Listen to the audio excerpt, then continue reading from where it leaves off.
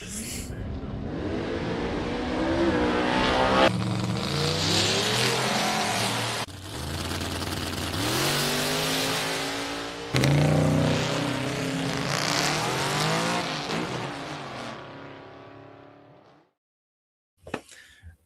White, welcome to episode 153 of the Drag Driver Pete Show.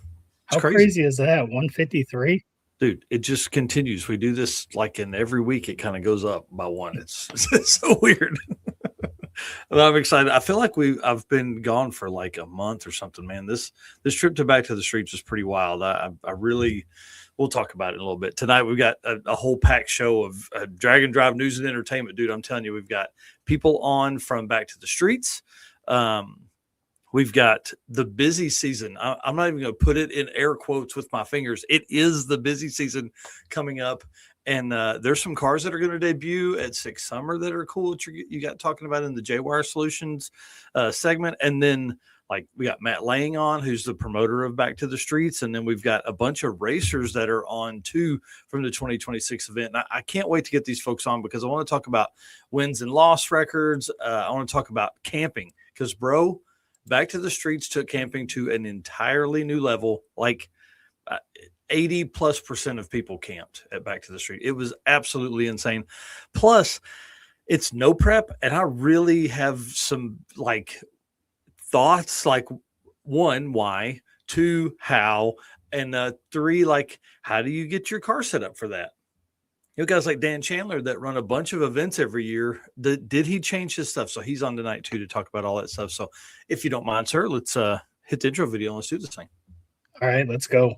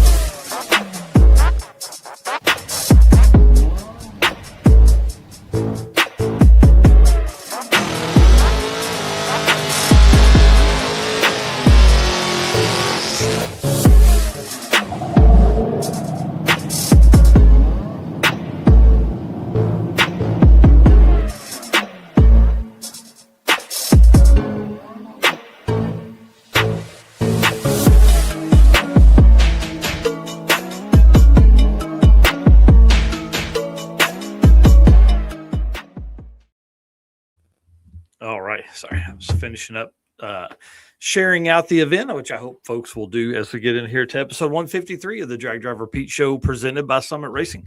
Like I said earlier, we got Matt Lang and a whole bunch of racers on from Back to the Streets tonight. It's going to be awesome.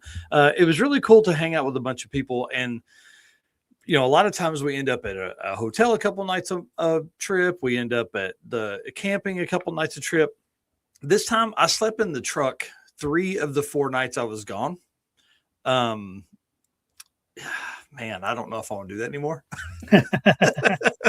It was great. The Ford truck is great. It's a 4-door, so there's plenty of room. But man, unloading and loading and doing all the stuff you have to do during that, it kind of sucked. So ended up setting up the tent the last night that kind of connects to the canopy. And it was really good. We had a good time with that. But, you know, the one thing that was cool was getting to see all of our race car friends. That was all like, dude, there were so many people there that just follow us. I mean, I got to meet a ton of new people that I'd never met before, and they come up, and it's so cool to hear, hey, man, I've been watching your stuff, or dude, the whole drive here, we listened to your podcast stuff. That was really neat. So I appreciate everybody doing all of that and coming up and making those comments. So appreciate you guys for all of that. And then, of course, you know, these kind of trips wouldn't be possible without our sponsors. I mean, these guys, they work hard for us. We try and work hard for them and talk about us. If you're going to do some shopping, we'd appreciate if you'd hit up like Summit Racing, who's the title sponsor of the show and the news that happens on Saturday mornings. And then, of course, the circuit, which happened just a few weeks ago. Deechworks, of course, the official fuel delivery of Drag Driver Pete. You know, they brought 2 cars to the circuit and sponsored the Racer Party and have sponsored our Feed the Racers program, which is how we do lunches and snacks at our single day event. So appreciate them for that. Molly Motorsports, of course, best pistons in the game. You have pistons you're putting pistons in the car rebuild. Yep. And then, of course, Adam drove all the way out from North Carolina to come out and see us at the circuit. Appreciate them. And then Driven Racing Oil, who is everywhere, bro. Have you seen they're at like tractor pools, and they're doing, I think, 80% of the Dragon drives this year they're going to be on. It's absolutely crazy. J-Wire Solutions, of course, Jay and Brian came down, just kicking ass. We're going to talk about a new project car at J-Wire that is going to be a great debut this weekend. Howard's Cams, of course, Luke B and the boys over there, valve train specialist. That's all I'm going to say. If you need your valves to open, Luke is your man, right? AFCO Racing Products, of course, not just suspension pieces. They do cooling, they do radiators and stuff like that. Performer built transmissions, best GM transmission builders on the planet. I mean, they put a Camaro in the 7s with a 4L60. Like, you can't, dude. Let's be honest, that's pretty awesome. Car Chains 3D, Corey and the boys up there at the 3D Printing Masters. I mean, there's so much stuff that they've got for all the cars. Saturday morning, we're going to talk about a new S10 dash piece they have that they've made that comes out just badass. And, of course, Low Dollar Motorsports, all the daily burnouts, of course, sponsored by them, but then also all of the cool stuff that comes with all of these race cars. Man, there were so many low dollar stickers on cars at Back to the Streets last week. It was pretty freaking cool. And, of course, as we move into the show here, Summit Racing, we'll let Mr. Brian Loans tell us about what they got going on over there. What does it mean to be built with Summit? It means you're hitting the autocross, drag strip, road course, trail, dirt, or open road with confidence. Because built with Summit means you're using parts from the top names in performance, priced to make your project affordable. And it's all backed by trusted tech expertise and blazing fast shipping. Summit Racing Equipment. Let's build it together. SummitRacing.com. And dude, we're getting close to some events that Brian Loans will be at. It's going to be kind of awesome. But first up, you sent me this today, maybe? Yeah. Tell us about this right here. What's going on? Yeah, pretty cool photo from Drag Week. What would have that been? 2024, I believe. Mm-hmm. So one of the photos that I had taken, one of the photos it was on the cover of that magazine, which was super cool. So thought this was neat. Again, you can use code road trip at checkout, $20 off of $250, $40 off of $500, or $80 off of $1,000 or more. That's awesome. And we do still have some of the discount codes left from the circuit, but I think I've got 4 or 5 maybe left, something like that. So if you guys are needing them, hit me up. Yeah. And then I don't know if you had saw this post, but they had put this post here. Why is wearing a certified helmet so important to your personal safety? And posted that video. I don't know if you got a chance to see it, but it was kind of cool just to see how your brain moves around during impact and how these certified helmets help, I don't want to say prevent, but reduce the risk of injury in that. So it was just a quick 2-minute video by Snell that I thought was kind of cool. Yeah, I'll have to watch that tomorrow for sure. And of course, if everybody saw the accident from the weekend at King of the South, bro, that wear was your safety stuff. Yeah, that was pretty gnarly. So perfect timing with this post. And again, it's just a quick 2-minute video, but I mean, we all know running certified helmets is a requirement anyways, but yeah, get a good helmet and, kind of talks about why you want to do that in here. I thought it was kind of neat. Oh, dude, for sure. Great find. And I'll have to watch that here in a little bit. While you guys are on summitracing.com, you can grab your Drag Drive Repeat Summit branded merch while you're on there. They've got hats and hoodies and t-shirts and big brim hats. And dude, we sold out of the baseball caps that we bought from them at the circuit in 2 hours, something like that. Yeah. I thought we had bought more than enough, but we did not. We did not at all. Tell us what's going on in the Drag Drive Repeat updates, bro, because you've been busy. Yeah, so I think it was last Wednesday I had mentioned that axle nut on the Silverado that I daily drive was loose. I didn't quite know what was wrong with it, but I knew it was making some crazy noises and binding up. Just before the show last week, I jacked it up and I took the front wheel and I was able to wiggle it this way, the way that it shouldn't wiggle, and found that the axle nut had backed itself off and in turn took out the wheel bearing. So I parked it, went to get on the Harley. The Harley wouldn't start from the winter. So ended up getting into the 240, which thankfully was on trickle charger. So was able to drive that Thursday and Friday.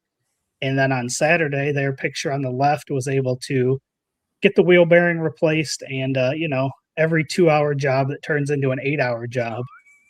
Everything went really smooth until it came to get the wheel hub off the steering knuckle. And that I had a full blown sledgehammer out there. And after a few hours, neighbor Dan had come over and helped me. And we were able to finally pound the thing out. And then after that, it went back together pretty quick.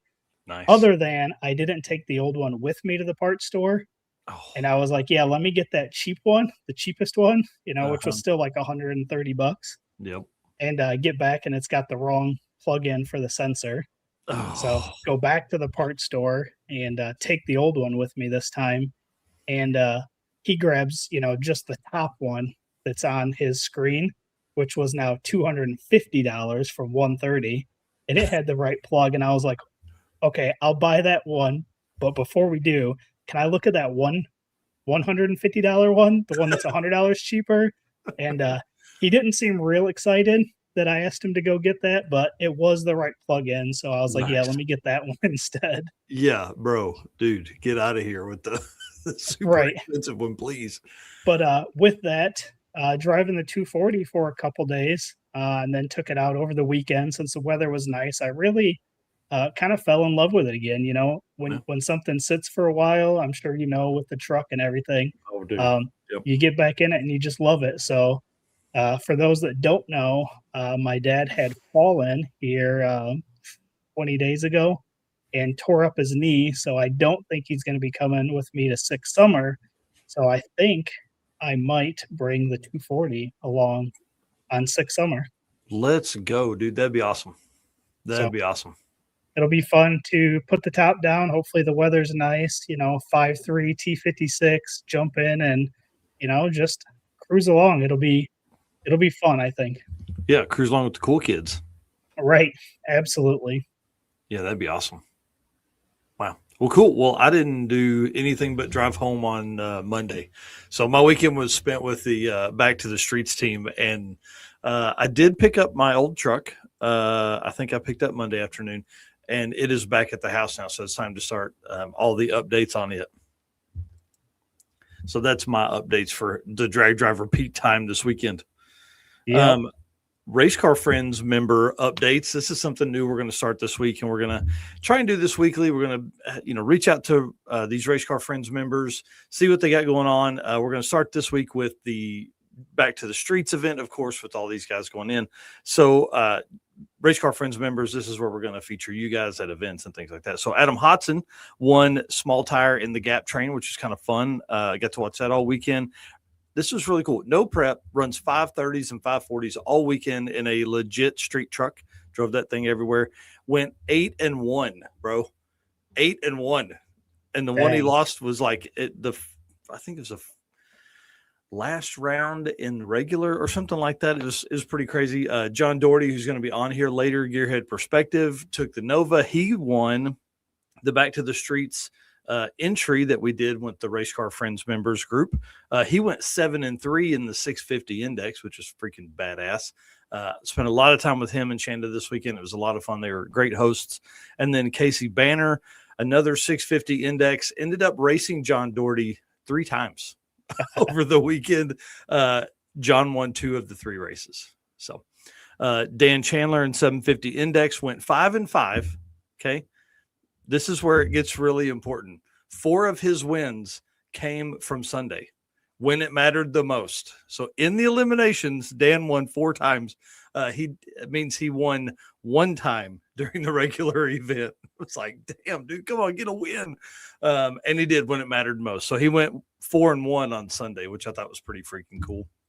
He'll be on in just a little bit as well. And then Scott Story, he finished up his car. If you remember, he was the one that wrecked at Brown County last year in the white Firebird. Car is an incredible color. We've got a full video coming out on that very soon. I think it's probably tomorrow with Brian dropping it. Finished it just literally days before the event. Like I don't even think the paint was dry when he pulled into the track. They did a bunch of really cool updates that he talks about in the video and stuff. And then caught up with him the night before the finals. He did a really good burnout at the Kamek Station route stop. I mean, it was really a good time. We had a lot of fun with all of those folks. And then Red Hat Scotty, another Race Car Friends member, is his article for Backbone of Drag and Drive drops tomorrow. So that's our Race Car Friends members update. We will have more updates on this. This is going to become a normal thing as we move into the rest of the year because we have so much stuff. We have a bunch of Race Car Friends members. If you'd like to become a Race Car Friends member, just dragdriverepeat.com/racecarfriend and it'll take you. A Race Car Friend member, I think, is what will take you over there and give you all the details and things like that. So pretty cool stuff, man. Yeah, I love it. All right. Let's talk about some event stuff though, man. All right, let's go. Hey, it's Brandon from Fort Smith, Arkansas here. Driven Racing Oil is a performance engine oil that can do it all. GP1 is the ultimate oil for any race or performance application. Whether launching hard at the drag strip, enduring the extreme heat of off-road and circle track, or pushing the limits in top-fueled drag boats and demo derbies, winning racers choose GP1. Compatible with engines from classic hot rods to cutting-edge race machines, GP1's unique surface cleaning and high zinc formulation ensures superior wear protection, particularly for flat tappet camshafts, while solving issues like cylinder washout with methanol and ethanol fuels. Crafted from the legendary Bradford, Pennsylvania base oil and enhanced with state-of-the-art additive packages, GP1 offers the best in protection and performance. Oh, yeah. And code DDR10 gets you that 10% discount off of anything on the Driven Racing Oil website. So if you're doing some shopping over there, make sure to enter that code DDR10 and save you a little bit of money. Mm-hmm. All right. So some Drag Drive Pete event updates. Day counts we got here. The 2-lane throwdown by Velocity Motorsports, June 20th. That's only 24 days away. Bro, I started doing my time away from home on the June calendar. It's pretty busy. This is going to be a good one. Yep. So pretty cool there. The Route 66 Roundup by Velocity Motorsports. That one is August 7th. 67 days away for that. Yeah. And the one everyone is waiting for, the Short Circuit, November 6th and 7th. That's 163 days away. Yeah. And some huge news for this coming next week. Huge news. Couldn't get it done in time for today because of computer issues and things like that, but huge news for that. Eric doesn't even know about it. So I have no clue. It's going to be awesome. Registration opens for that one July 17th for Drag Drive Repeat event participants, and then July 18th for newcomers if there's any spots available. Yes, sir. Excited for those events. And again, man, first one in 24 days feels like we just had the last one. Yeah. Yeah. And it does feel like that. Looking at our event updates for May, Turn and Burn is already done. Back to the Streets, which we're going to talk about a bunch tonight, is done, which leaves Drop the Hammer May 28th through 31st, starts tomorrow. And Six Speed Fest May 28th through 30th at Beach Bend Raceway also starts tomorrow. So we are, excuse me, one day away from our last events of May, and before we jump into our busy June. Oh, dude, June is insane. So a couple things here on Drop the Hammer. Tons of people posting in the group about getting their car ready.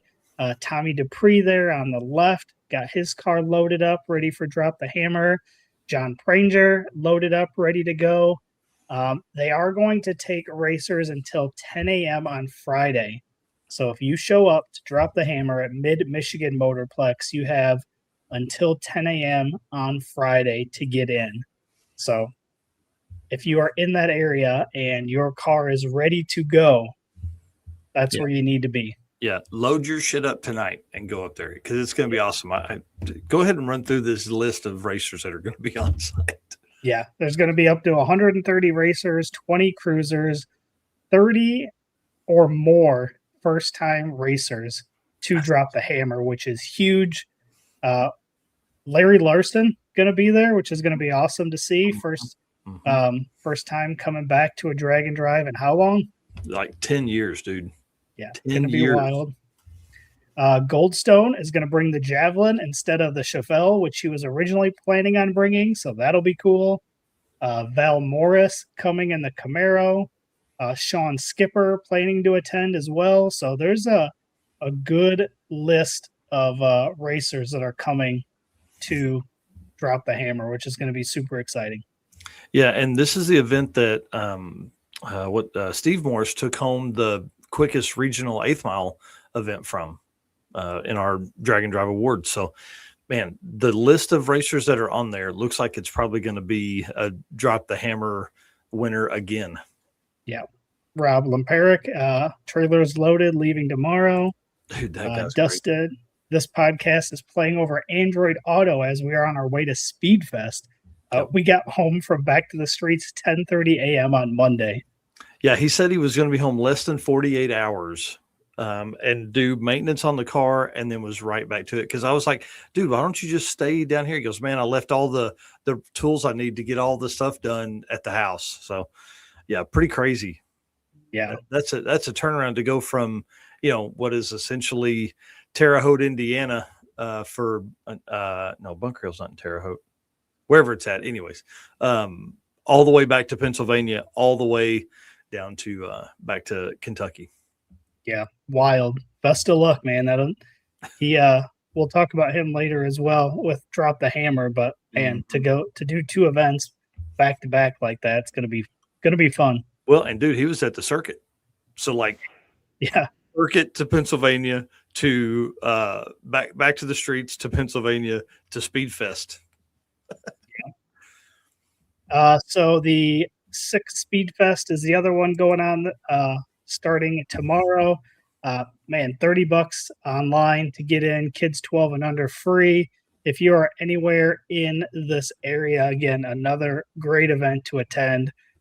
You can see the schedule there on the left of that picture there. Thursday, gates open at 8 a.m., tech from 10 a.m., and then testing 2 to 8. Friday, gates again open at 8 a.m., qualifying starting at 10 a.m.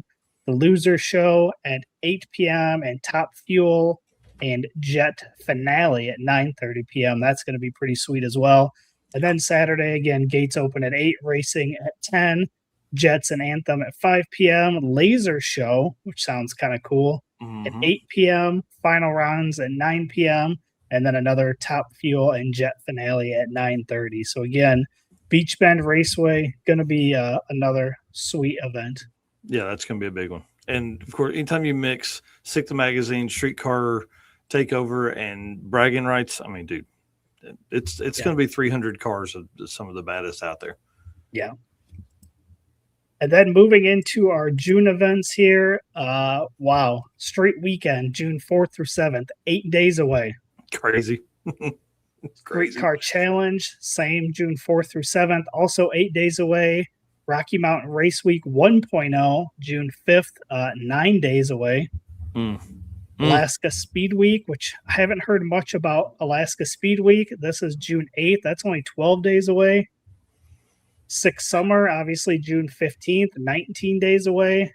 BC Drag It Challenge, June 17th, 21 days away. Home Quarter Drag and Drive, June 19th, 23 days away. Again, 2-lane Throwdown, which we talked about, June 20th is 24 days away. East Coast Drag and Drive, June 26th, 30 days away. The Great American Detour, June 27th, 31 days away. And Buckeye Skips, rounding out the month of June, 33 days away. That puts us at 50 events for the year. And again, you can find those all at dragdriverepeat.com/event list -2026. Dude, that's insane. That is a 11, huge list.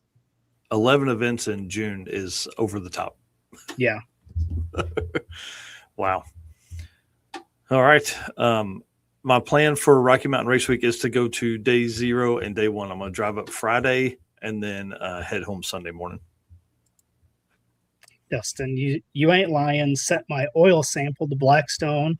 Want to say between the circuit and back to the streets, it was 4,500 miles, 2,738 to the circuit alone.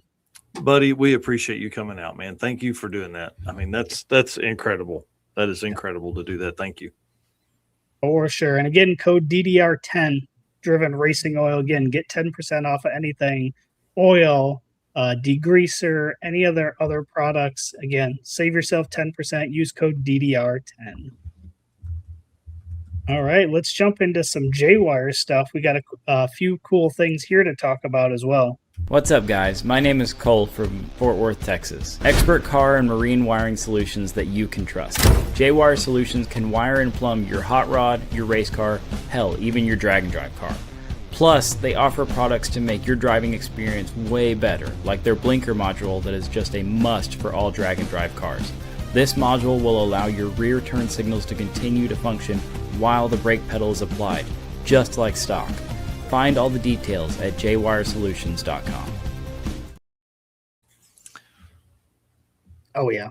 Bring it on. I'm excited about this one. Me too. I This love thing- when new stuff is out. Yeah. And I kind of heard a little bit about this at the circuit. You know, it was a very hush-hush, but new vehicle in the stable here. Check this thing out. For one, I absolutely love the look of it. Dude, the There was there was a great post by J-Wire, but just to paraphrase it a little bit here, said, without further delay, let us officially introduce you to the newest hot rod in the Fast Act stables, Kyle Acton's 1985 LS swapped Blazer, affectionately referred to as Circle K. Although it's not completely together, it will make its debut at Drop the Hammer next week. Bro, listen, I had a two-door, two-wheel drive square body Blazer. Special place in my heart for those things, man. Yes, absolutely. And that one looks so good too. It does. It does. Pretty awesome. Yeah, And that not only does picture it, is at Mid-Michigan. yeah. So, they already did some testing, and look at that. 997 already. Nice. Right out of the gate, bro. So pretty excited to see, another Acton out doing some racing, another person getting into drag and drive. It's going to be super cool, beautiful looking truck. And man, I just can't wait to see what those guys do and what Kyle ends up doing with this thing. And I'm excited for him to dive off into this crazy, genre of racing that we all love so much. So super cool. They've been out and been to a couple days of stuff with when Brian and Jay were at events that were close-ish. And I think it's going to be awesome seeing him do this. He's done a bunch of land speed stuff in his dad's cars over the years and has raced it and has run eights in the Nova and all that kind of stuff. I think this car or this Blazer is going to be really cool. Plus, we talk about all the time this 10.0 street car stuff, dude. This thing, I mean, to run 997 first time out tells you there's probably a lot more left in it, right? But if they're going to chase some Street Machine Eliminator stuff, you can't have two better dudes than guys that are, as meticulous as Jay and Brian are to be out there trying to hunt some of those 10.0 numbers. Yeah, it's there already. So now it's just fine tuning it. Yeah. So it'll do it every time, everywhere. Yep.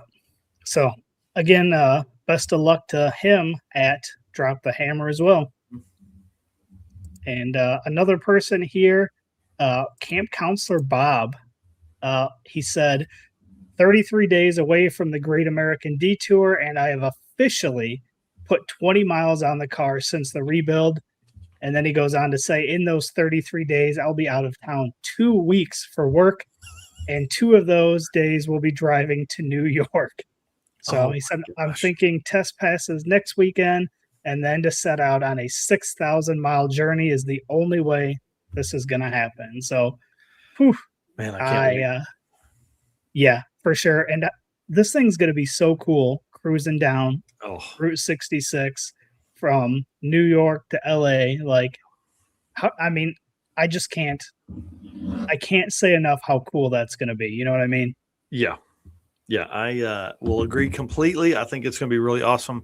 The group chat that he's created for this event it looks like it's going to have some amazing people and amazing cars in it and all that kind of stuff. So this is going to be really fun, especially with that car, big turbo LS now and the old truck, be cruising along with him in the old truck. So that'll look really good side by side. Yep. And event schedule there on the right, you can see the days and the tracks. So definitely, if you haven't seen that, head over to Great American Detour on Facebook and you can get that schedule there. Yeah, I can't wait. I'm ready. Him and I were talking about when he was going to head out that way and kind of start to drive, because I'm going to try and convoy up there with him. There's not very many folks that are coming from our part of the country to ride along. So it's going to be really, really a good time. Yep. And the last thing here under the J-Wire section, I want to touch the Havlicks Streetcar Shootout. Man, we are only 71 days away from this event. I can't wait, dude. I cannot wait. This thing is going to be insane. I want to. They're doing ride-alongs. Ride-alongs. You can ride along in some of these cars. Yeah, pretty awesome. Again, I say it all the time, but this really is one of my favorite events of the year. I'm so glad that it's close enough that I can attend this every year. So super excited. Just running through the schedule real quick. Thursday, August 6th, gates open at 8. Tech goes until 5. The ride-alongs begin at 3 p.m. again on Thursday. And then they have their epic track photo shoot that they do every year. Again, big explosion last year. I guarantee you they're going to do something even crazier this year. Yeah. Yeah. I'm bigger for sure. Yeah. Bigger explosion. Yeah. Friday, August 7th, gates open at 8. The final tech goes until noon. They have a free test and tune, 10 a.m. to 4 p.m. And then all class qualifying starts at 6. And then on Saturday, eliminations start at 9 a.m. The race features start at 6 p.m. and your awards will follow elimination. So again, if you are anywhere near Cordova for the weekend of August 6th through August 8th, please come and check this out. It's going to be an amazing time. Super cool cars always come out for this event, stuff that you don't see at any other events. So again, be sure to check it out. In forever, you know what I mean? Like cars that are coming that haven't raced in a long time. Rodney Reeves, yes, I intend to drive the old truck to New York. Yes. Yeah, I'm not going to trailer anything up there because it's so much easier as you come back across to not to worry about going back. Right. All right. So that wraps up our J-Wire segment. If you want to jump into the Molly stuff, I will be right back. Okay. All right. Molly Motorsports up next here. Of course, like I said a few minutes ago, the Adam and the team out there coming all the way out from North Carolina to see us here at the circuit event. I'll play this intro and then we'll get to it. Not that intro. Not that one. This one. Looking for a forged piston kit for your vehicle? You need Molly Motorsport Power Pack. What is Power Pack? It's the ultimate forged piston kit that comes complete with pistons, performance file fit rings, hot string steel pins, and clips, all engineered to work together, so all you have to do is build something great. Find your Power Pack at mollymotorsport.com. And again, I appreciate Molly and the team over there. I'm going to text Matt Lang. He's going to actually help us kick off this segment here real quick. Get him text. But big shout out to Molly, not just sponsors of the program that we have here. One of our first sponsors to come on board at Drag Driver Pete and also Drag and Drive Racer. So George Wright, you can see there on the left side of your screen. I mean, he's got a 800 plus horsepower Duster that he races in all motor small block. And then of course, Eric Grillo on the other side, stick shift Nova, runs almost into the nines. I think he's been 10.07 a couple different times. Well, I want to run through back to the streets winners while we wait for Matt to get in here, because I want him to kind of go over some of the cool, fun stories and how it is set up for Back to the Streets. So Back to the Streets winner, of course, format here is different than a traditional drag and drive. Mike Galimi and I were actually texting back and forth about how this was so much different than any other drag and drive that's out there, even like Heads Up Hustle or Rocky Mountain Race Week, because you still run your averages to get to the shootout, where Matt's format is heads up racing off the trailer every day, no warm-up runs, no testing, no anything. Basically, this year you got 6 rounds of racing heads up and 3 days of event hosting. Winners with 50% or more wins, they raced in a group A category, and then racers with less than that raced in a group B. So everybody still went heads up the whole way. One thing I did like is that he has a first round losers move in of A group, move into the B group. So that was kind of cool the way that worked out. But winner, small tire of group A. So the first list will be all group A winners. Adam Hodson takes it again over Austin Sanchez in one of the best finals we've seen. Austin literally gets on the scramble button and the car gets all kinds of squirrely, about 400 feet out. It's a really good video. Brian is working on it right now, literally as we speak, and it should be out tomorrow. Those 2 guys have won this event, small tire class, each year. Like Adam won it, or Austin won it the first year. Adam won it the next 2, Austin won the first 2, Adam, and then Adam this year. So we got to have some kind of like battle royale or something, I don't know, on those guys. Stick shift was won by John Marks in the Toyota truck that just is freaking shoots all the right flames in all the right places. Super cool rig. He won it over Matt Walter Racecraft. Matt's car, so freaking cool to watch, I'll tell you that much. It launches and just rides out like it should, but in the finale, couldn't get it to go down. I think when he shifted to third, he got squirrely. It was kind of at the transition of Bunker Hill as he shifted, and it got a little loose, and he didn't make it work from there. So next up, True Street. This was my favorite class, I think, by far. Dave McKenna won that one over Travis Martin. I think Dave has won this class like every year, maybe. Matt will be able to tell us that in just a minute. I feel like this was the race of the day. The race of the finale was Dave McKenna and Travis Martin. Travis Martin, you guys know from Mid-America Customs. He's on there quite a bit. He has done just about every drag and drive that's out there. Him and Amanda are longtime drag and drive racers in the slow mod white 4th gen Camaro. Dude, that was a great race. Hard tire, Jamie Allen over Noah Glass. I love hard tire racing. I think it's fun to watch, especially in no prep situations, because these guys, they're literally on a tire tread wear of 220 or greater, and they are pouring all of the power in there. These guys would have been competitive in small tire or True Street, I'm telling you, but they're doing it on a hard tire because they like problems. Modern class, the Hooligan Brothers modern class, David Lips, or as everyone knows him here, Dustin Carlington, taking that win over Kyle Burkett. Dude, he was on rails all weekend. He just made it happen. It was awesome to see him go down. I think he made a full throttle pass nearly every time. I think he had to let out one time. 650 index winner, Josh Felix in the Pontiac Ventura, not a Chevrolet Nova, over Eric Shook. I don't know, some shit like that. SCHUCH, however you say that. But he's in the blue Monza. Love the blue Monza. It has progressively gotten faster over the years.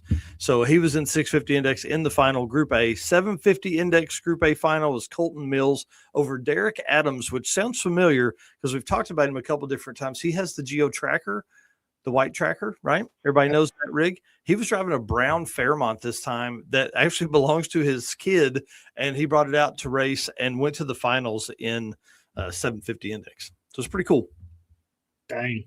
Yeah, it was awesome. Let's rotate through these next bits here. Yeah, so Group B winners, small tire, Bailey DuPont over Kyle Sudemeyer, which I don't recognize either one of those names. No, I'm excited to kind of do some work through this. I've had some computer issues the last few days, but I'm excited to see who has done events, who hasn't as well. Stick shift, another great race, Justin Canolti versus Peter Sisler. You guys remember Peter Sisler, Nightmare Garage on YouTube, but also won the stick shift last year at Heads Up Hustle. He is intending to back that up this year at Heads Up Hustle as well. And just to highlight on him, because I messaged him, they struggled all weekend, like crank sensors, cam sensors. One pass, he like pulled the shifter off in his hand as he pulled the second, like it came out. So that kind of ruined it. The car was shutting off. But he got together for a few passes on elimination day, matched his personal best of a 598 in the 8th. And the last time he ran a 598 was on a prepped sticky track. So he was pumped about it. Yeah, for sure. About running the 598. And his co-pilot too, man, they were struggling big time. And then True Street, we had Mitch Kaufman over Gary Vardaman. Yeah, that was a great race. Let's actually bring in Matt Lang, creator and founder and promoter of Back to the Streets. Matt, we'll get to like your intro and all that stuff here in a minute, but the True Street Group B, what did Mitch Kaufman drive? Red Ranger from Maryland. Oh shit, dude, that thing, primo, Sanford and Son on the sides. I know you guys have seen our reels for that thing. Is that a 5-inch exhaust that comes out of his fender? Like, it's huge. I think so. I don't know. Yeah, it's gigantic. Hard tire Group B winners, Brian Johnson over Jacob Hall. Brian had the Brian had the white Capri. Oh yes, dude, car was purpose built for hard tire racing. Like, and you could tell that thing just tooted all the way down. Just it was great. Modern Group B winner Jeff Dorius over Robert Harper, and Jeff has is it an orange and Mustang? Mm-hmm. Yeah, that car. It was so weird. He would have been probably, I don't know. He would have been way faster. One pass he raced. It may have been second round, but it like tried to shift like into second, and the other guy spun, and that's how he got the win over that one. 650 Index Group B winners, Steve Reznuki. Steve R. That's as good as I can get. Yeah. Took out Chucky Skinner in the mullet 3rd gen from Walter Racecraft. Dude, Chucky's car was on a rip that weekend. Dustin here saying got out of the groove match 5 at Muncie about 400 or 500 feet. Everything else was A to B, 169 60 foot, 685 8th at 111 launching in second. It just worked. Damn, that's awesome. Yeah, super cool. Yeah. Last one here, 750 Index for the Group B winners, Tanner Sullivan over John Clapp. Yeah, I don't remember what Tanner drove. Tanner had the white 442, and John Clapp had the really clean Trailblazer SS silver. Oh, dude, that Trailblazer SS was nice. The 442 was nice, but that Trailblazer sounded so good. It's like a 408 naturally aspirated setup, but just sits perfect. Silver, gold wheels or bronze wheels. Is that the one you got the roller of? Yeah. Yeah, that thing was very nice. Yeah. Big time fancy. All right. So now that we're done with all the winners and stuff like that, Matt, introduce yourself. Tell us where Back to the Streets came from. Well, Matt Lang, promoter of Back to the Streets. We just completed our 4th event. The only no prep drag and drive currently. Love to see some more. We have our own race format of A and B group. People race heads up every day, and then they get put into a bracket on Sunday. Format works really well for keeping winners racing winners. Yeah, I loved it, dude. And I would not have thought the spreadsheets would have been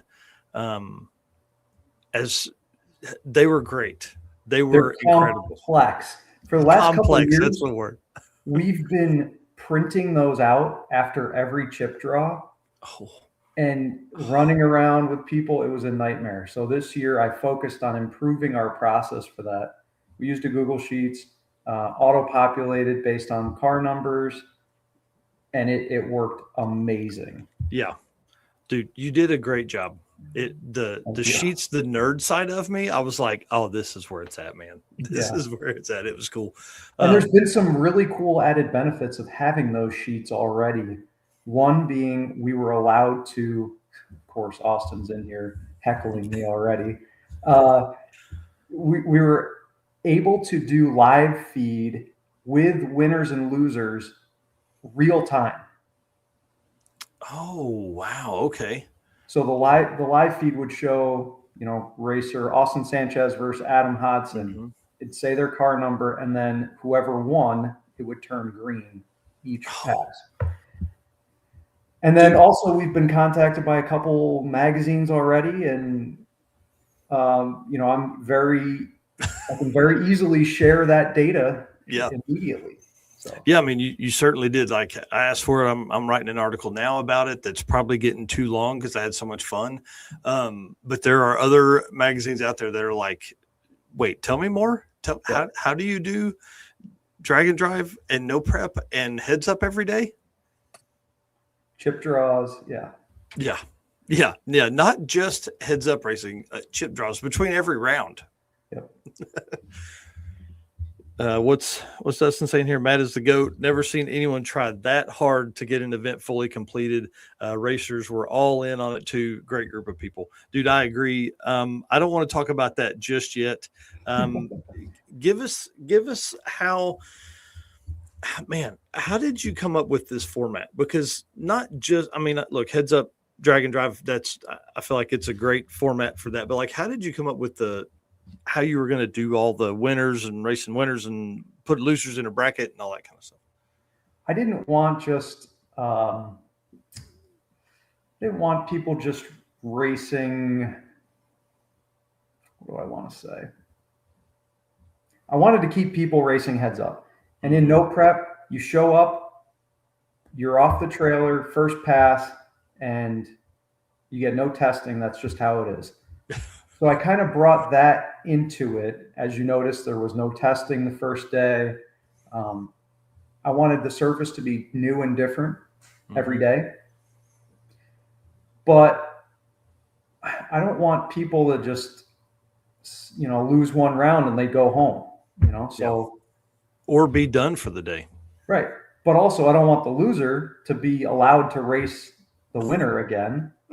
Right. Because then they're just ducks. So It just seemed to work out. I think you and I had a discussion way back in the beginning, and I believe you actually came up with the term winners racing winners. I don't know about that, but it Sure works. Yeah. It works. Yeah. And it's so cool to see it kind of, kind of come to fruition as you get through the weekend, and people are like really trying to figure it out. Like Adam Hodson and Travis Martin did not turn their car over because they had, I think one of them had a bye.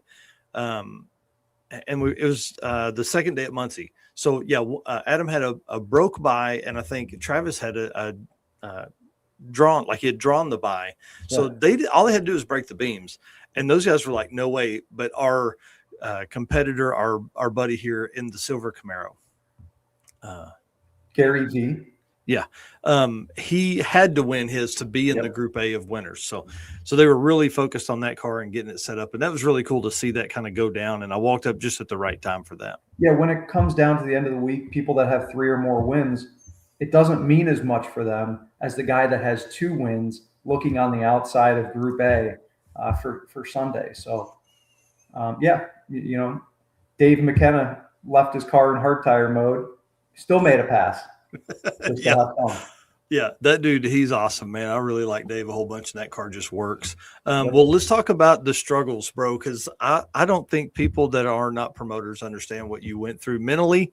The original plan, you were going to do different tracks, all this kind of stuff. We won't get into all of that. I want to talk about when you get the call from Brown County, what happens? I actually got a text from Jeff, Brown County owner, saying, dude, I'm 100% confident we are not going to be able to get this race in. There's 6 inches standing mud in the pits right now, and track's covered in water. Like, it's not happening. He said, I've never been more, positive about something in my life. This is not going to happen. Dude, and obviously Brown County was our premier track again, right? Yeah. That's a big draw for our racers in our event. Yeah. Almost simultaneously, Wagler Jeremy was calling me saying, dude, this isn't going to happen. We have 2 inches of rain planned tomorrow. We're already underwater. Like, it's not going to happen. Dude. So And I can't imagine the stress level at that moment. right. Yeah. I'm on my way to track one, which was in Terre Haute, driving the 40-foot motorhome and 18-foot trailer in the back. Yeah. So And to lay the groundwork, you guys have checked in and teched at Bunker Hill. You're on your way to Wabash Valley yes, Dragway in Terre Haute to race the next day. I'm glad you said it because I can't pronounce it right. Yeah, I don't know. That's how it's spelled to this Southern dude. So I called 7 different tracks in Illinois, just all over the place, Southern Indiana, and finally got a hold of Muncie, where we raced last year. We hadn't picked them this year just because, it was a pretty good front side, and I wanted a new surface, maybe a little trickier for the racers. This is a no prep event, but Muncie was ready and wanted our business. So we diverted everybody, including hotels, route, checkpoints, everything, in my 2-hour drive from the checkpoint on day 1 to Wabash Valley. Wow. Yeah, that's insane. It was, as being a promoter and having some crazy shit go down on an event, dude, I can't imagine. But one of the biggest benefits you have is the camping. And we're going to talk about that once we get all the racers on. But that many campers really helped the situation. There weren't 100 people trying to change rooms or cancel reservations or anything like that. Right. More than 50% of our racers camp. Yeah, dude, I think it's close to 80. There was a bunch of them. There was a bunch. It was great to see. Right. And we like to keep our racers comfortable. So we do the backseater add-on, $100. Bring a motor home. And if you're a racer, you can add on the backseater class. You can bring a motor home. Use it like a hotel room. Yeah. We're not trying to make you uncomfortable for a week. We're not trying to make you spend hundreds of dollars on hotel rooms every night. Come on down. Have fun. Be comfortable. Chad saying you can tell you guys aren't Hoosiers. Definitely not. Yeah. Wabash. Dude, it was incredible. So I was driving by there. The one thing that people need to understand as they watch this later on in the year, moving from where you were at to Muncie also meant you were fixing to cross Indy on the weekend of Indy 500. Well, it wasn't as bad as I had planned. Not at all, dude. I really expected some craziness. Well, what you don't know is I planned to bring everybody directly through Indy on Sunday. Oh, man. We would have hated you. It is what it is, right? Yeah. That's the route. That's the way we're going to take Streetcar stuff, yeah. Yep. And I had a blast going through the center of Detroit for the first 2 years of the event. Mm-hmm. I like putting people in places they wouldn't normally put their race car. Yeah. And in downtown Indy during the Indy 500 sounded like a great idea to me. But we're going to test the radiator and cooling system on these things. I will tell you, I jumped in with Dave McKenna the first year, 2023, and rode with him through downtown. And dude, it was so cool, man. So many people reacted to cool cars being out and about, driving on the streets like that you really, I mean, listen, it would have sucked to be in some crazy traffic and all that stuff.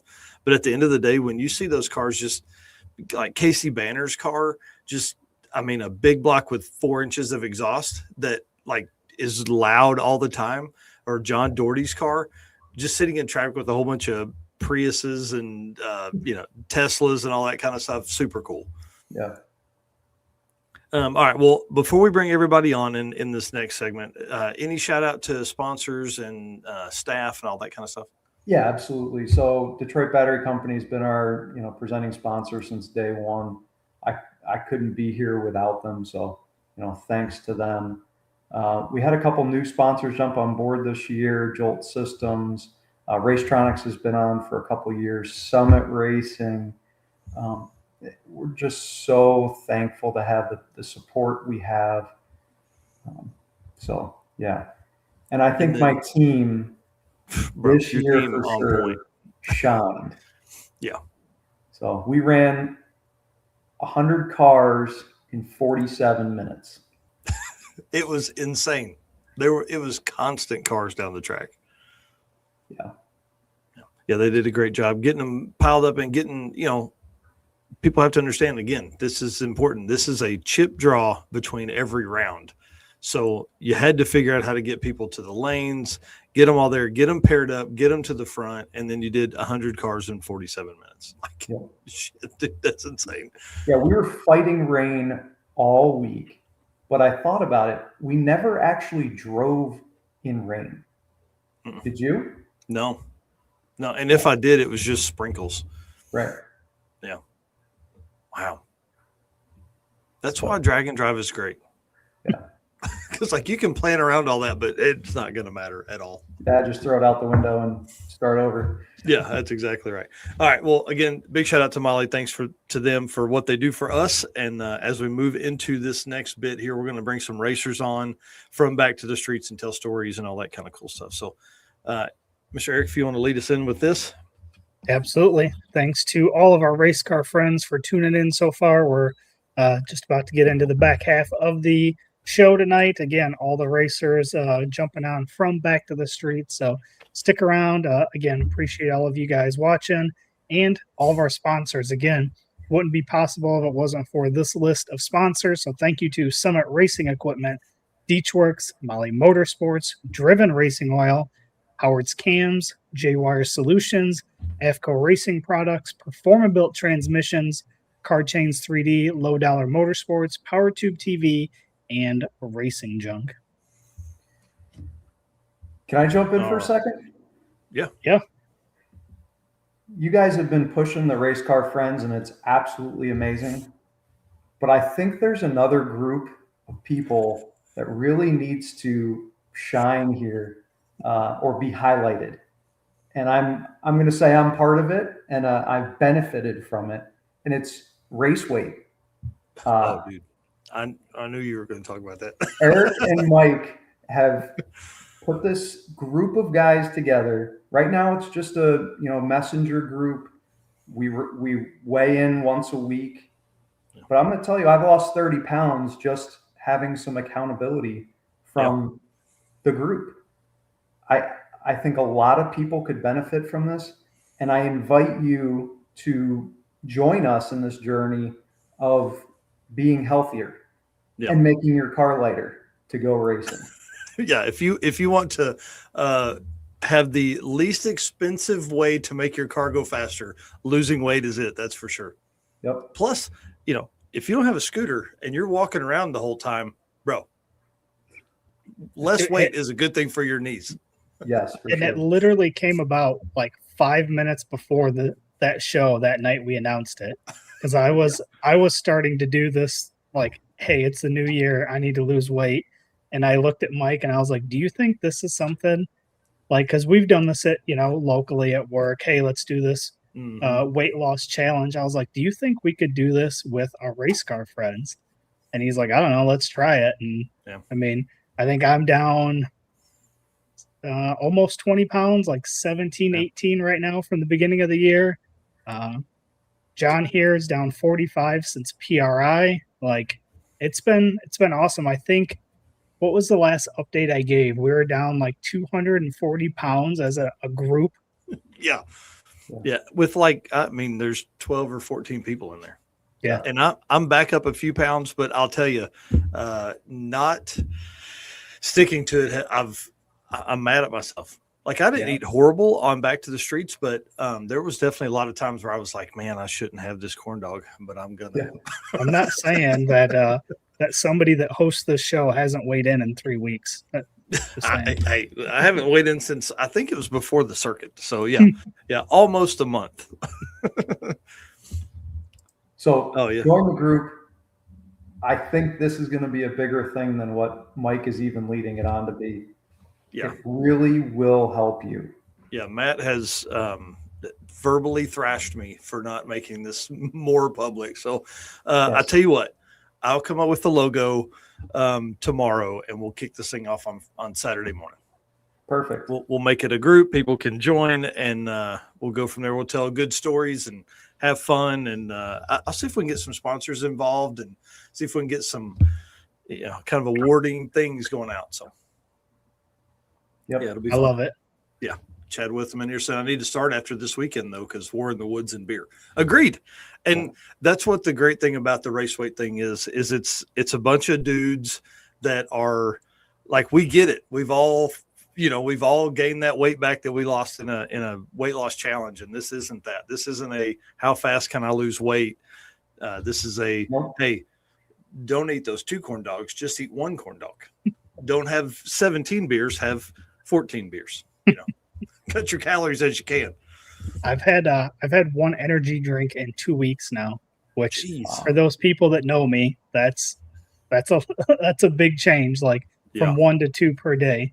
And even tonight, like didn't have time to cook dinner, so went and grabbed fast food, but I got a salad. So it's just little things like that that's actually been helping. And when you got to weigh in on Friday and tell everybody what you ate, like you want to make better choices because you don't want to be the guy that says, yeah, I gained 3 pounds this week.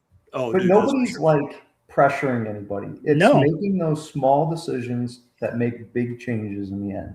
You lose a pound a week. Awesome. That is perfect. Yeah, dude, a pound a week's 50 pounds at the end of the year. Right. Like I would be really happy with like a 195 weight by the And end it's of the sustainable. That's where I'm at. year. Yeah. Right. So one thing I didn't tell you, and I didn't look at the sizes when I left, but I'm kind of a 2X. I'm like a 1X and a half kind of in this situation I'm in. Well, Matt gave me an XL shirt for my back to the streets stuff.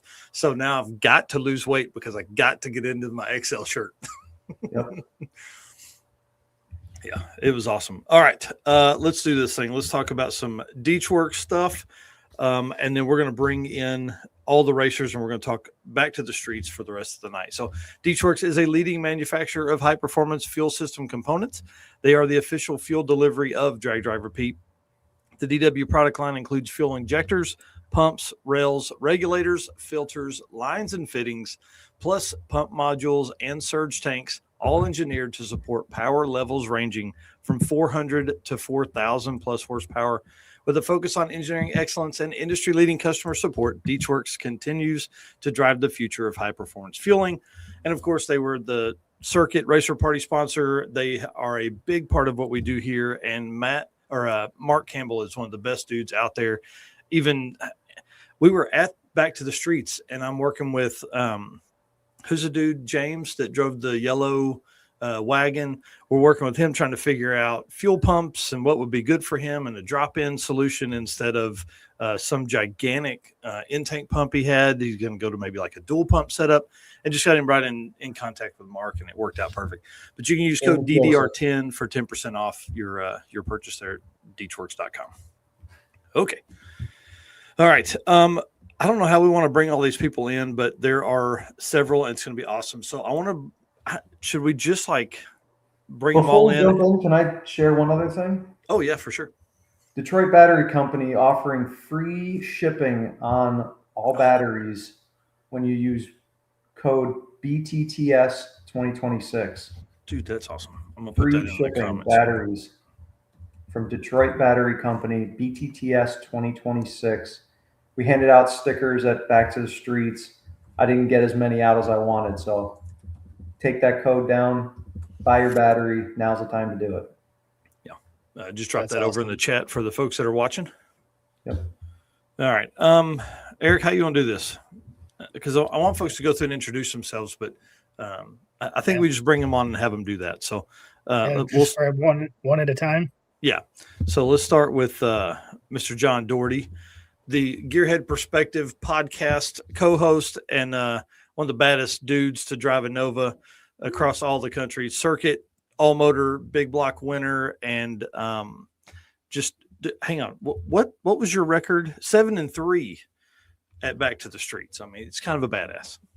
7-3 for the weekend. Yeah, that was an awesome deal. 5-1 going into Sunday, so I was pretty excited. Super pumped. Yeah, it was a good time. If you guys don't know, that's the Nova there over his shoulder, and then his wife Shanda came with him and the 3 dogs. It was awesome, man. Thank you so much for being such a cool host. Me and Richard Brewer, the Dirty Panda, hung out with you guys like every night for a while. That's awesome. That was the best part, being able to hang out with people. There was a ton of, I didn't know anybody but you, Richard, Jesse. So I met a lot of good people. It was a super good time. Yeah, we had a blast. And then John, you were the winner of the Race Car Friends free entry, right? Yeah. I can say for forever I would have talked about going and never went, but because I won that, I just said, okay, this one's on the list. We're going, and no regrets. It was quite possibly, no offense to Mr. Narks, but the funnest drag and drive I've been to yet. Yeah, he had a blast. The heads up side of stuff really kind of brought out the competitor in John. That's what changed it. So, I mean, you go to some of these events, especially the ones that aren't 600 people or 600 cars, and you get to talk to pretty much everybody there. Makes it a whole lot better. But the heads up racing, golly, it's going to be hard to go back. Yeah. And the no prep deal, having basically a fresh track about every time you go out there, that's legit. I love that. Yeah, because even when we were at Muncie, like the 2 rounds we got the day before, it rained between the round we got the next day. And so, like, I mean, it was completely different. Yeah, it rained enough. There was a guy building an ark in the field next to us. So it was like it was bucketing rain. It wasn't just a sprinkle. We're already talking about that, Rodney. We're already talking. John is wearing me out about how we're going to do something like that. So it's going to be awesome. How about let's bring on Mr. Dan Chandler, one of our favorite folks, dude. I love the Blazer, love all the stuff that goes on. You guys can see it in the back shot there. Man, dude, how was your weekend? Good. We had a great time as always. Matt puts on an awesome event. Don't ever want to miss it. Yeah. Although I'm part of the reason some of the rules are made. Dude, listen, the John Force burnout in 2023 into the oil down, incredible story. It was an incredible story. And what ended up happening from that is we got to do half track stuff, and we got to see that Matt is a freaking badass when it comes to promoting events. Yeah, he definitely is. That he's fast on his feet to make it happen for his racers, for sure. Yeah. Dude, you had a rough run of it. You didn't do well in the regular days, but on elimination day, you stepped up when you needed to. I put the motor back in it the Saturday before we left, drove it around the block, pulled it in the trailer, and we went down. As soon as I got there, I pulled the intake off, thought the intake gasket was bad. That wasn't it. Started messing around. Josh and Casey and those guys were helping me out and figured out my Y2 band was bad. They had another one. We put that in. Ran a lot better, but it still wasn't right. The tune, it wouldn't log. There was corrupted files, but it ran. So I just got through it. And then Saturday night, it's all a blend. At the hotel, we re-downloaded everything. So it actually ran kind of the way it's supposed to on Sunday in the finals. Wow. But I was just concentrating on getting through it, not breaking this time. And we had a ball. I mean, even with all the change up, the rain, we had a great time. We stayed at hotels. I tried the camping thing last year. I'm just not that tough, and I'm a little old. So we did the hotel parking lot beers and had a good time. That's awesome, dude. Next up, stick shift master himself, Mr. Matt Walter. Dude, one of the funnest cars to watch all weekend. That car just works and does what it should and sounds incredible, man. Incredible. Yeah, man. Yep. It's those Harm mufflers, man. Harm came on as a stick shift class sponsor this year. So they've been I guess Lou's been with Back to the Streets for a couple of years now, actually. 3, yeah. So Another Walter Racecraft gentleman here, Chucky Skinner, making comments. Dude, you, Chucky, and of course Jason Upchurch in there, kind of repping some Walter Racecraft stuff. Y'all had a good weekend. yeah, we did. We had a whole crowd really. Michael Cavallero came out as well, representing Walter Racecraft and Atlantic Hoist and Crane as well. He hopped in stick shift with me, and I tell you what, he was kind of the hero of the weekend for us. Had he not decided to drive his car out, I would not have been able to get his pickup truck to be able to get us off the side of the road. So, Oh man, dang, mhm. that's crazy. Yeah.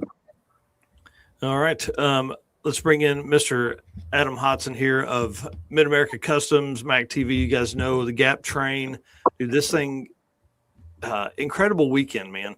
And Matt, real quick before you jump into Adam, how many times has Adam won, and how many times has Austin won? Did Austin win once and you've won 3 times? Well, so Austin's won once, and then I've won twice. Then we had the 1 year it rained out. You remember we didn't get a finish. Oh, that's right. Okay. And I think our records were probably the same that year also, I feel like. Yeah. Oh, wow. Yeah. Dude, it was incredible, man. The truck worked all weekend, looked badass, drew all kinds of attention. People were all over that thing.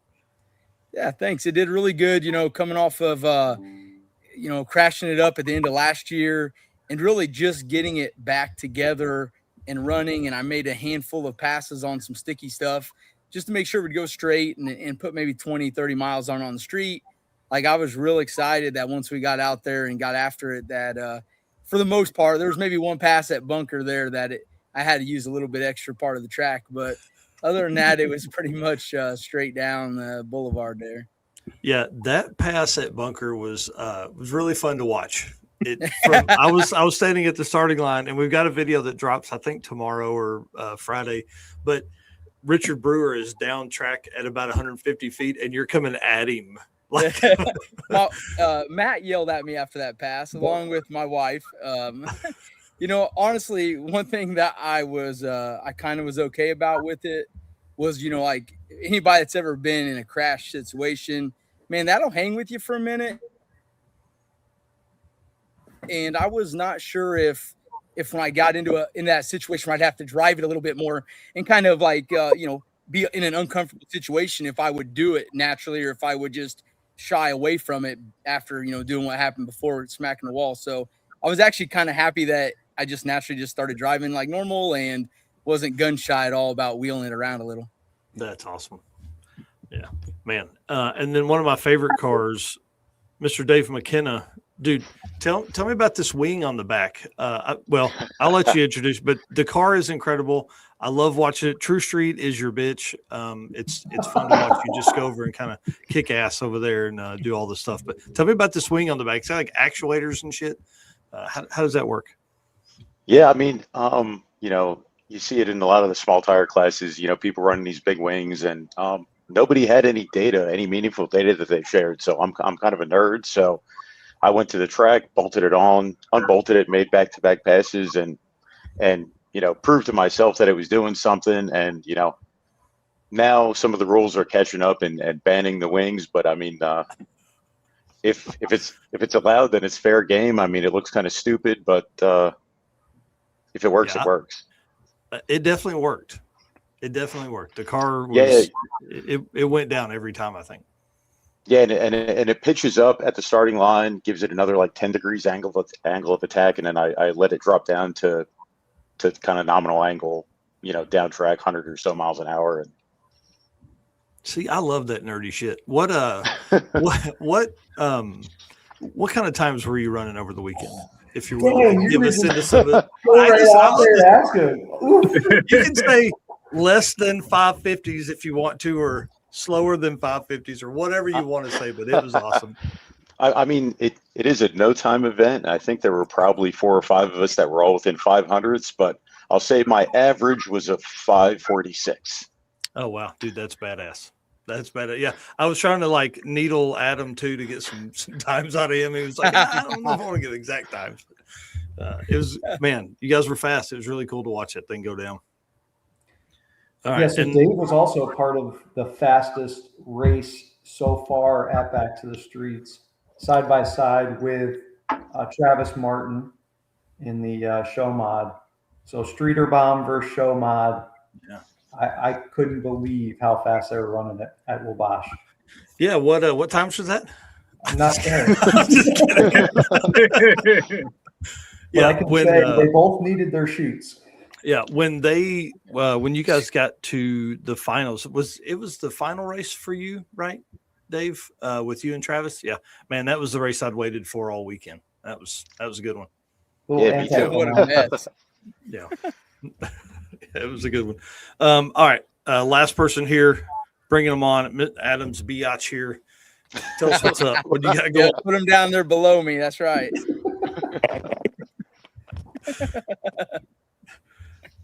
Tell us who you are, how your weekend went, dude. My weekend didn't go very good. Adam got another one on me, so put that column for him. One of these days I'll get him again. Yeah, I can't wait for you guys to line up. I didn't recognize you. The screen was real small down there until I brought you on. Yeah. Dude, I love your car. The reel I did, like, I think day 2 when I got there. When you look under the hood of that thing, there's so much room with no radiator or anything up front. Man, just badass. Yeah, it was kind of was a purpose-built small car about 5 years ago, but it was kind of behind the times a little bit. And I kind of, over the last couple of years, I've kind of been deciding, what do I want to do next? And when Matt created this event, it kind of, especially after this weekend, I'm really ready to kind of take it more of the 3-car route. The car is kind of a tweener. It's not it's still got factory floors. It's not mini tub. It's mostly flat. Hang on, dude. Your microphone is jacked up. Yeah. I don't know what. Are you on like some headsets, maybe? Yeah, I'm on my phone. Hold on. Come back with your laptop. Yeah, I'll pop out. All right. We don't want him to mess up his laptop for tuning. Right. We're doing some live stream here with his hands. That thing is so jacked up already. All right. Well, I've got a couple questions. We've kind of gone through who you are and the fun stories there. But what was I'd like to work like maybe Adam and kind of cycle our way down through here. Favorite part of Back to the Streets? My favorite part in general is probably like John said, like the heads up racing side of it is my favorite part of the whole deal, because that's what I like to do personally. I like heads up racing of all types. And that's kind of one, like years ago when we stopped doing some of the drag and drive stuff, was kind of because of not having that. And it kind of just being a test and tune deal. And after you do a bunch of them and can prove yourself, that you can finish the week and everything and can do well. It loses a little bit of the challenge maybe. And the heads up thing totally changes that to where every day, every round is very important. And, you're trying to do everything you can to win it. And I think that was neat that we did not race at Bunker the first day. And that was part of the reason we didn't, is when we came back for the finals, no one would have data. So it was a fresh track to start off with going into the shootout, which is like, that's a big deal because you're going first round. You don't know who you draw.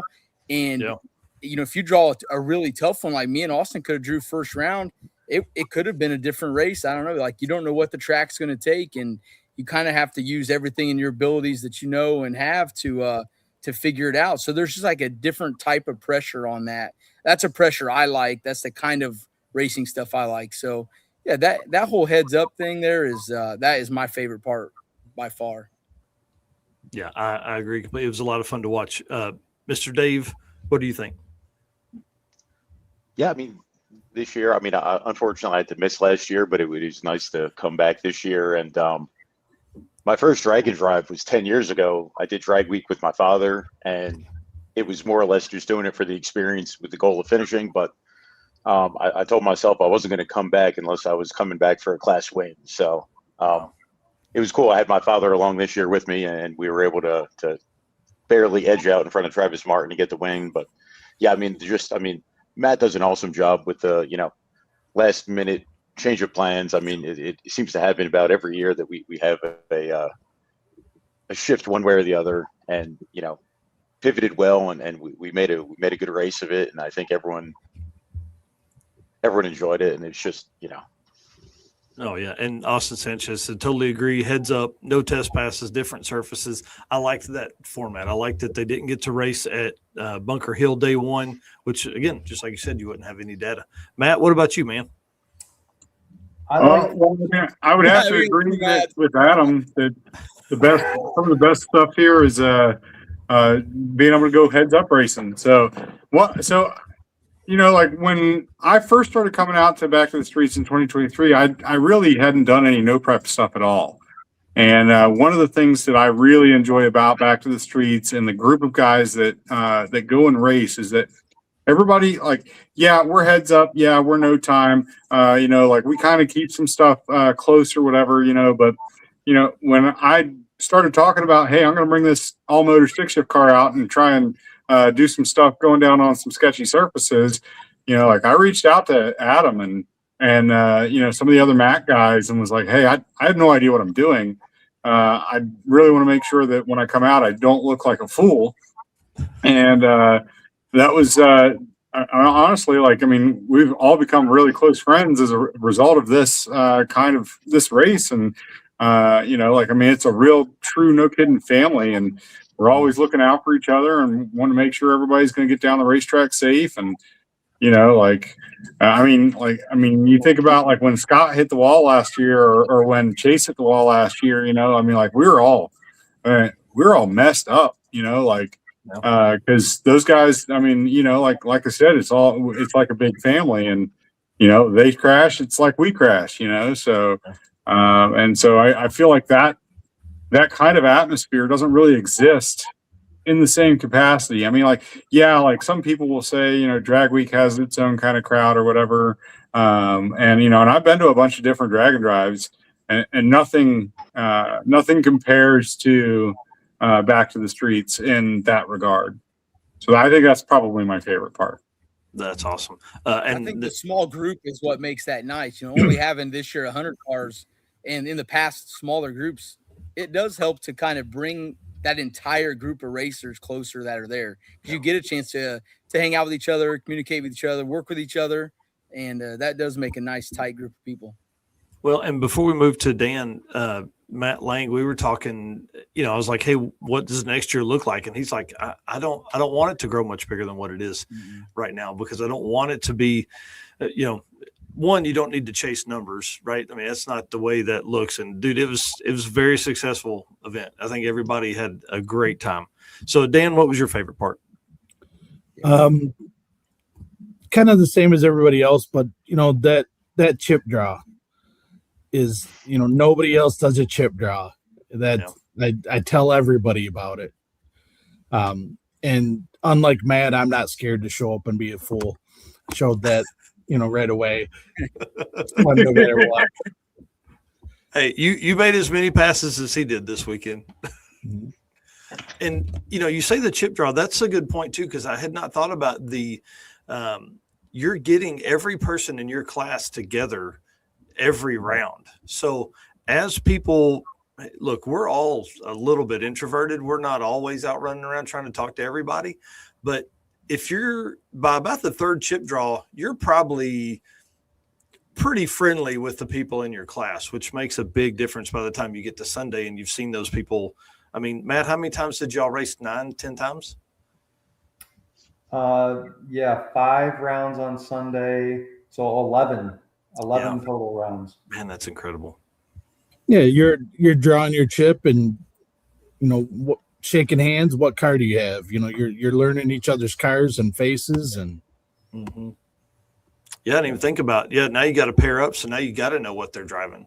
Mm-hmm. And I don't know if there's anybody that didn't have to race every person in their class at some point or pretty close to it. Doherty, what about you, dude? What was your favorite part? For sure, the heads up racing. None of the. I might mainly do drag and drive events. None of them are that kind of excitement. Like Dan said, you get to go up and do a chip draw. You get to learn somebody new every pass, and then race heads up, and that was pretty cool. I've not done very many events like that. Yeah, at all. If anything, like, so we have in heads up stuff, there is Rocky Mountain Race Week they do theirs a little different. So they'll do 4 days of racing. That sets your average. Then those averages set like the quick 8, the next quickest 8, then another 16 and 16, and then a bracket for everybody else. Like Heads Up Hustle does 2 days of drag and drive, typical format, and that sets the standings in each class, and then they go heads up from there. So this is really the only one that is heads up, and I would love to see this happen at other events. Wink, wink, hint, hint. Yes, but please, somebody copy it. Yeah. Yeah. Sorry, Matt, but I want to race some more of this. Yeah. Not only for the circuit, but maybe something else too we're working on. So John Marecki says the chip draw is an awesome part. The last few years we were looking forward to drawing certain people again, and it becomes a tradition. That's true. Yeah, that car. I love his Cutlass / Monte Carlo / Grand Prix / whatever the other one would be in that. All right. Next one here, we'll kind of do the same round that we just went, but either your favorite or best run from the weekend, whether that be a PB, your best ET, or just even your favorite side-by-side race. We'll You guys are really pushing for times. Sorry, I put ETs, but I meant like your best pass, not like ET time. You know what I mean? You want me to go first? Yeah, we'll go ahead and do that same. Okay. So mine was probably Terre Haute, second round Terre Haute. It 120 in the 60, which I was really shocked that it would go that fast in the 60, and it was very fast out back. The biggest problem I had at Terre Haute was it needs about 600 more feet of shutdown. I need a chute on my truck. There's no argument there. Now the other guys' wind chutes still struggled a little, but like Terre Haute, I finished at the rope that was right at the crossroad both times, and so I couldn't go really any faster at those places. But that was my best pass probably of the week. Bunker was very close in the finals, but that was my best pass of the week. Yeah, that was great. I really wanted Austin, tell us in the comments, were you all over the scramble when the car spun? He had to be. He's always. When we left together, Austin had struggled all day, and when we left together, I was like, "Oh shit, okay, this is gonna be a good race now. Hold on." Yeah. Austin automatically scrambles when he lets go to the trans brake button. Yeah. It's not a scramble button anymore. Yep. That's awesome. And it already had wheel speed.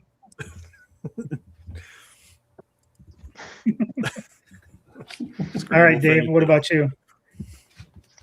Yeah, it was probably, I think, the races between Travis and I were kind of the more anticipated of the class, and we drew each other twice on the first day. The first round was a little bit of a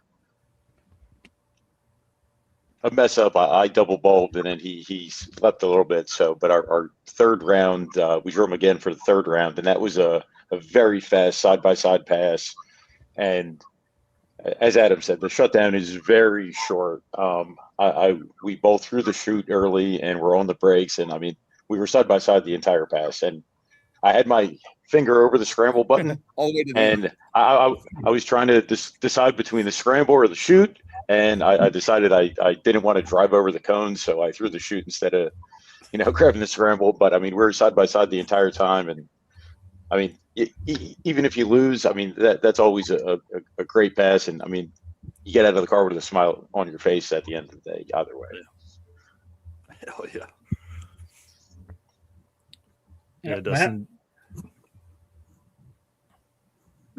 So I think my my favorite pass of the weekend was probably the last pass, even though it wasn't the best pass, because John Marks and I ended up in the finals. We managed to stay away from each other all week, just like we did last year, which is a really weird coincidence. And so it was highly anticipated, like went out there, did big John Force burnout, just, letting it all hang out there. And unfortunately, it coughed in like the top of second gear and it nipped a couple of spark plugs. And now I got one cylinder. It doesn't want to quite hang. So, but feel like, kind of gave it our all there. So, and then I guess like just for me, I wanted to run in the fives on no prep at every track, and we did that. So that was pretty cool. So, the last pass there with you and John, dude, it looked to me like as you transitioned onto the asphalt there, it looked like it spun or something, maybe a little bit, but I guess it probably just. No, it coughed, it popped back. I mean, it actually like kind of popped back through the intake. And it was down like 8 mile an hour on that pass because it lost a cylinder.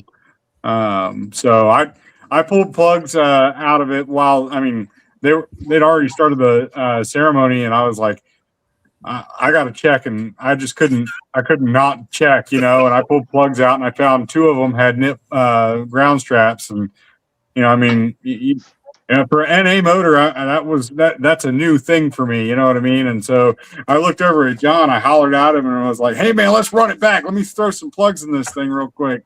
But we were already done, so. Yeah, to take that truck on like that, I mean, that thing, huge turbo, spits fire in all the right places. It's pretty incredible. John's truck is nasty fast. To be able to hang with him at all, let alone be kind of out in front of him all the way to the 330, like that was a real treat. I'd like to really try him because he's got my number twice now. I want to have something for him next time. So what does that mean? Are you going to is there going to be some power adder added, or are you just going to keep going up in cubic inch so you can get more through, or what? Michael, do you think I'm ever going to put power adder on that car? I didn't think so, but I mean, dude, I guess cubic inches then, huh? No, lightweight, race weight.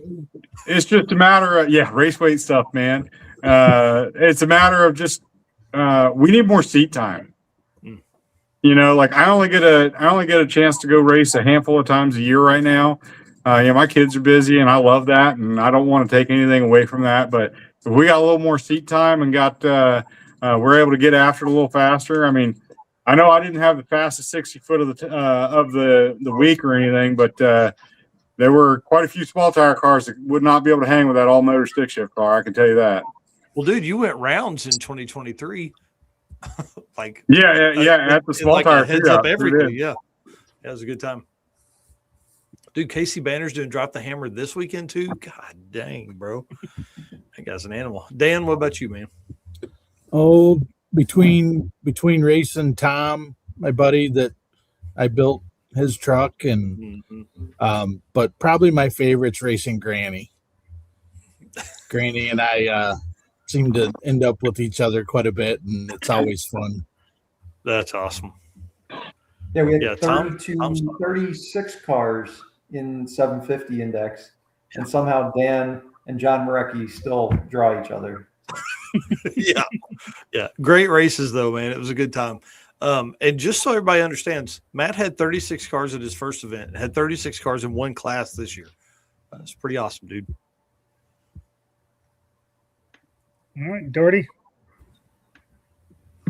Yeah. Best run of the weekend was probably the first one I had because I expected to totally shit the bed. I'd never been on a surface like that, and went a 1.45 60 foot, and nice. I was racing Casey Banner. We were both right there together, dumped it at the end of the track. I was just a little more on it. He broke out. So it was an awesome race. I think I was like insta hooked. Right out of the gate. That's awesome. Matt Lane, what what was your favorite race that you watched over the weekend? Yeah, I think I already shared it. Dave McKenna and Yeah. Travis Martin, fastest past the event so far. It was awesome to see them run side by side. Just good clean racing. I agree, dude. That was the race I was very interested in watching. And I even said it in the video. I'm like, this is the race of the day, except for Adam and Austin. I was those two races they had it figured out. And I want to say somebody in 650, it was like a 6502 to a 649 with an 8 side by side. Yeah, it was Josh and Eric. Yeah, God, dude, that's insane. That is insane. All right, well, let me do a quick ad read, and then we'll move into some fun stuff because I want to talk about camping as well.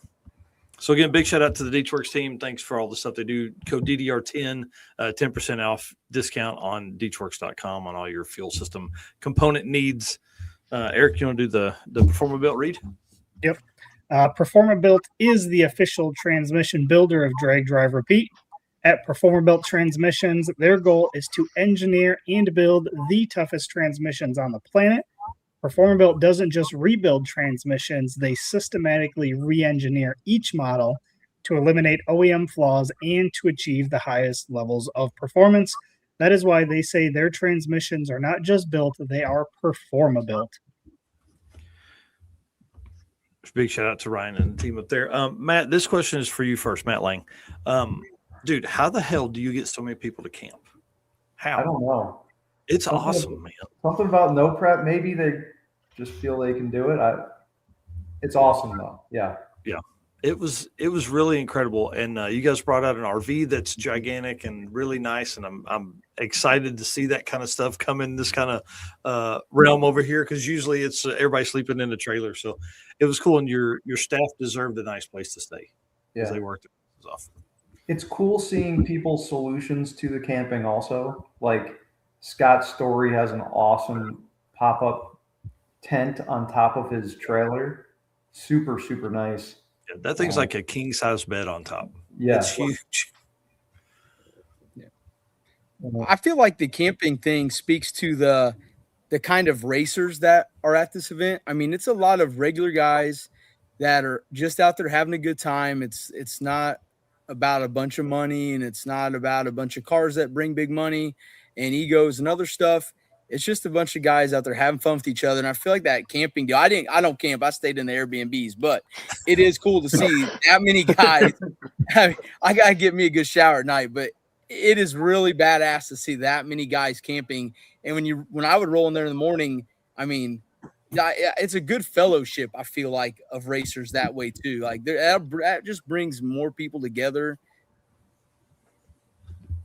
And it is really neat to see.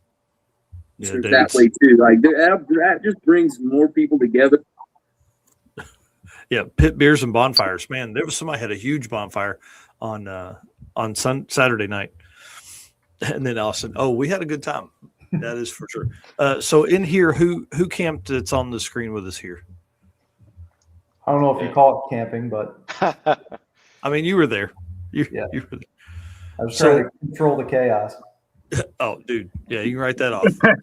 As long as there's not people doing rips in the pits, you know. Wah, wah, wah. That may have happened one time. Well, run through. Tell us what your setups were.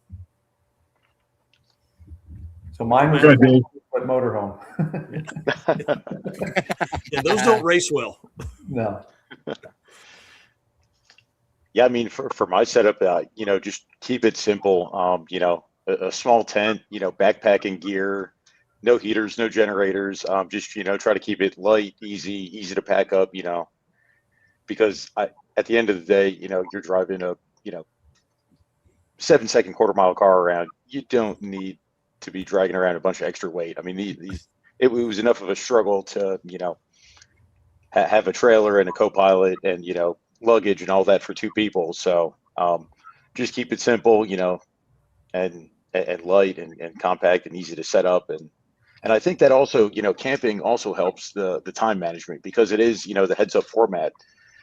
You have to be at the track in time for chip draw and the drivers meeting every day. You have to be in time for when your class is up and running. So being able to stay at the track cuts down on a lot of, back and forth to hotels and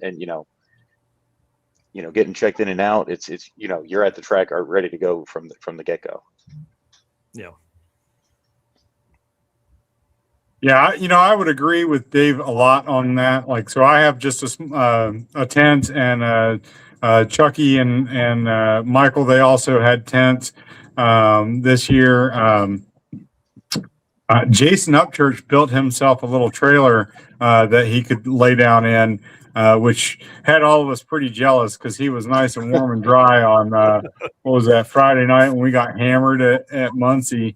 But yeah, I definitely agree. Like, for me, camping was a game changer. It was the difference of being able to honestly to afford to go to these kinds of events or not be able to afford to go. And that was, when we did it on in 23 and it worked out so well and it seemed like everybody really had a great time. And then I think Matt kind of like just recognized that and was like, oh man, well, let's encourage this, and then in 24, I mean, the parties that go on, like I'm not really a partier, but the amount of after hours activities that happens at these events as a result of the fact that we're just all there, is a big deal. And then I guess to kind of like reiterate what Dave said about being there and ready and ready to go. And I have arguably the longest turnaround of most all of the racers. With having to do a clutch adjustment and some other things, being in street mode and then driving to the racetrack, and then while everything's boiling hot, trying to get everything ready for race mode so that you can make a driver's meeting and then get your pairs. To me, it was like it wasn't a level of stress that I was prepared for, and the camping really solved that. That's a great point. Doherty, you guys had a super cool setup too. Oh yeah. Got a little Taj Mahal on wheels. We got we're going to spend like 24 plus nights on Dragon Drives this year. So my wife went and bought a camper to pull behind her Scat Pack Challenger.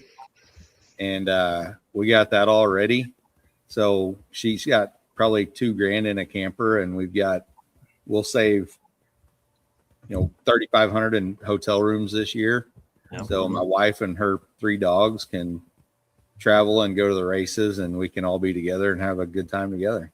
Yeah, dude, we got to hang out with Hot Rod the shop dog, and how do you say her name? Sonny, and then Nos, a little spaz. Yeah, Sonny is about this big and at about 87 years old. Yep, so, for sure. She's adorable. It was a lot of work working on that camper, but whenever we were all dry and just set up, and there's a bunch of dudes pitching a tent out in the yard in the rain because we just got done racing when the rain started, that was made it all worth it. So yeah. if you can figure out a way to camp in the trailer you're pulling, do that. Yeah, I agree. Austin Sanchez, the man of the hour. I mean, no trailer. This dude's insane.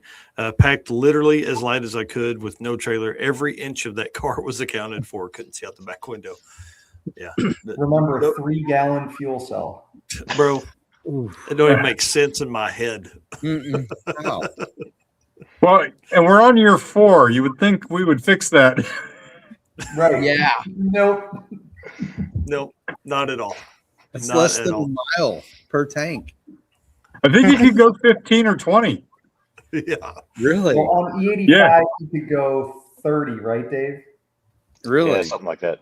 Oh my gosh. Yeah, 30 miles. 30 miles. Kill me. On First methanol, he went. First year is on methanol. He go 16. Oh, that's crazy. Dirty Panda had a great build out. He had purchased a new Tahoe, new driver to him, and built like a whole, area to sleep in and a spot to edit in and all that kind of stuff. So he kicked ass all weekend doing that. And then Jesse Fox, of course, in the Volvo wagon. I mean, that dude, he hates it when I say he lives in that car, but that's his home away from home when he's away from home. It's pretty incredible. Mike, did you know he lives like 2 minutes from the Terre Haute track? Oh yeah. He went home that night. Yeah. That was one of the only events that he's going to be able to do that all year. Right. So it's pretty cool. Let's see what's up next. What did you guys do right? What did you pack right? I'm trying to figure out, like, what's a tip we can give somebody for what you did right? Because we're also going to ask what you're going to change. Oof, that's a tough one. I think if you can, I tried. Oh, sorry, Matt. No, go ahead, Adam. Okay. I feel like if you can put your changeover tools, if you have a certain set of tools that you use every time for changeover, if you can put those together and in a spot that's easy to get to where you don't have to maybe unload your whole trailer if you're hauling one, to me, that is what has been a big help and something I've tried to do. Yeah, that's pretty smart. And I was meaning really more towards the camping side of stuff. What's get an Airbnb, it's way quicker. Yeah. And showers more regularly at an Airbnb for sure. Hotel room, all that kind of stuff. We had like 7 guys in our group, so 7 cars. So we were able to. It got pretty cheap at that point to live that way. Dave, what's a camping tip? Or what you Yeah, did right? I think, big shout out to Matt for putting in some legwork and identifying where there were, showers available. I definitely took advantage of them wherever and whenever possible. I think on the last day checkpoint, everyone was pretty ripe. So yeah, big shout out to Love's Travel Stops. We need a regular standing discount code with them. Matt Walter, what about you, buddy? What's a tip or a trick that you did right? I don't know that I really did anything right at the camping. Maybe air mattresses like that. I wouldn't want to do this without an air mattress. So I can think of things that I would like to improve upon on my camping side of things. I feel like the things that I do right have more to do with the turnover on the car and my tool trailer. I feel like my tool trailer is really well laid out. No, dude, your tool trailer is the baddest one out there. Yeah, Dude Wipes needs to be a sponsor as well. Yeah. Whore's Bath and Love's Travel Stops. Doherty, what'd y'all do right other than just having a trailer and being able to haul the dogs? Oh man, that was awesome. Having my wife to tell me when to eat. I agree with Dirty Panda, Dude Wipes for the win. But I disagree with Scott Montgomery. I don't know what he's thinking. Less beer is never the answer. I will say, don't drive past a Love's. I may drive to Love's just to shower. Yeah, that's such a good shower whenever you're total stank. Well, and the one tip I didn't think was as important as it was your the morning constitutional there, or the evening one, yeah, $17 and we'll work on a discount code for all that stuff. But yeah, you get like your own bathroom. It's got like it's toilet, it's a sink, it's a whole shower and all that kind of stuff at Love's. It's pretty cheap. Yeah, it's almost as good as pooping at home. Yeah. John Marecki talking about foldable cot works awesome over an air mattress. So I have a cot that I carry with, but it's a pain in the ass to have. I mean, it's like folded up. It's like 3 feet long. And so it's kind of it just gets in the way. It's heavy. It's all that stuff. So I think I am going to make the switch to either like a carry kind of cot that's small and plastic legs and that my brother uses on Rocky Mountain, or I'm going to go to like an air mattress setup. Austin brings up an awesome point here. It's amazing how many people had first aid kits, and I highly suggest you carry a first aid kit and a fire extinguisher in your vehicle at all times. Yeah, fire extinguisher I typically have. I didn't have it in the truck with me this time, but I had not thought about a first aid kit. That's pretty smart. Kevin busted his head open really deep on the pinch weld above his head on the door, well, on the door seal or whatever. Door seals are so heavy, so he pulled those off, and they super glued his head back together. Nice. It looked fine. Sure. Couldn't even tell. As good as new. Nobody noticed at all. Yeah. Nope.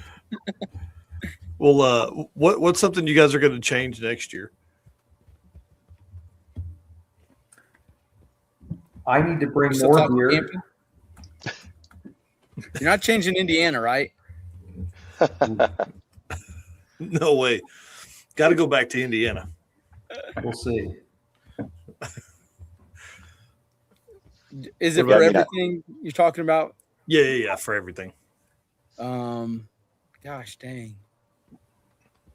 I don't know, man. I was really happy with how our whole setup where we got rugged radios this year too. So me and my daughter in the truck, we could talk to each other easily, especially if I was going to go the wrong direction. And we also had radios linked up with some of the other guys so that we could maybe communicate faster if there was some directional challenges or someone took the wrong turn. But nice.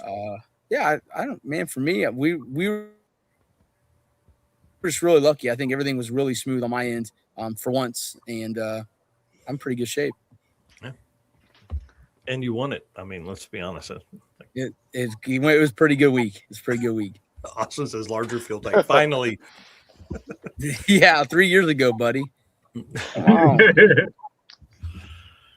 Yeah, I mean, I think from a camping and drag and drive standpoint, I mean, I think being more prepared from a food standpoint. I mean, I think racing under the lights is awesome, but I mean, it's nonstop when you get to the track between changing over and then getting up for chip drive every round. I generally don't sit, let alone think about eating. So then everything's closed by the time you're finished racing, and track burgers only have so much nutritional value, especially when you're trying to be part of this raceway thing, right? So I think being a little bit more prepared from that standpoint, and then I did have some budget headsets, and they did not work with my car. So Mike, you can attest to how loud mine is inside, and I think I'm going to have to go with some rugged radios or something to be able to have some communication with the co-pilot and anybody else we're caravanning with. So. Well, and the thing about your car, and I think probably the headsets you got, they were noise canceling, right? And so I think it was trying to noise cancel all the time, and that's not what it needed to be, anyways, for sure. Yep. Matt Lang, gas for the win. Yeah. I would change. One thing we focused on this year, like I said, was the Google Sheets and how we organized our wins and losses and the chip draws. Next year, I want to improve my communication ability with the racers, whether that be a group text or something along those lines. We need to improve that because we seem to have a lot of audibles that need to happen. So yeah, I'm going to have better communication with the racers. Yeah, we struggled with the WhatsApp this year. I couldn't get, like, I had set it up for the circuit, but nobody could get in it. So it was making posts on the event and the Facebook page and all that kind of stuff really just got in the way, which it would have been much easier to have a WhatsApp group or whatever. Yeah. From there. Matt Walter. So I guess I got a few things that I'd like to see improve on our stuff. Power adder? What? Power adder? A power adder? Power adder? No. But so like I mentioned our turnaround time is pretty long, and I feel like I do a pretty good job of streamlining exactly what we need to do. And this year I had a co-pilot, and that really helped a bunch. I'd like to entertain maybe figuring out a clutch tune that doesn't require a difference between the track and the street. So that would that would cut out 20 minutes worth of effort. So I think that would be one thing. The other thing, like I said, Jason Upchurch put a put a little travel trailer together. Basically, there's a 4x6 or 4x8 that he got off of Facebook Marketplace. It was just an open utility trailer, and he built a box out of plywood. And just the ease of being able to just go pull up into the racetrack and throw a couple of tools off of your bed and get in and go to sleep. I mean, that's really nice. And, you know, we had a pretty big tent, and it took 2 guys 20 minutes to put it together. And when we were doing it in the rain next to Dougherty, that was pretty crappy. So, but I'm trying to think of anything else. I'd like to be able to get Chucky to actually run 650 instead of not 650. So we've been chasing after that for 3 years. Yeah, I don't know. No, probably never put a power adder on it. Sorry. We've kicked around a big block idea. But I think we're probably going to stay LS. It'll probably be in this 440-inch range.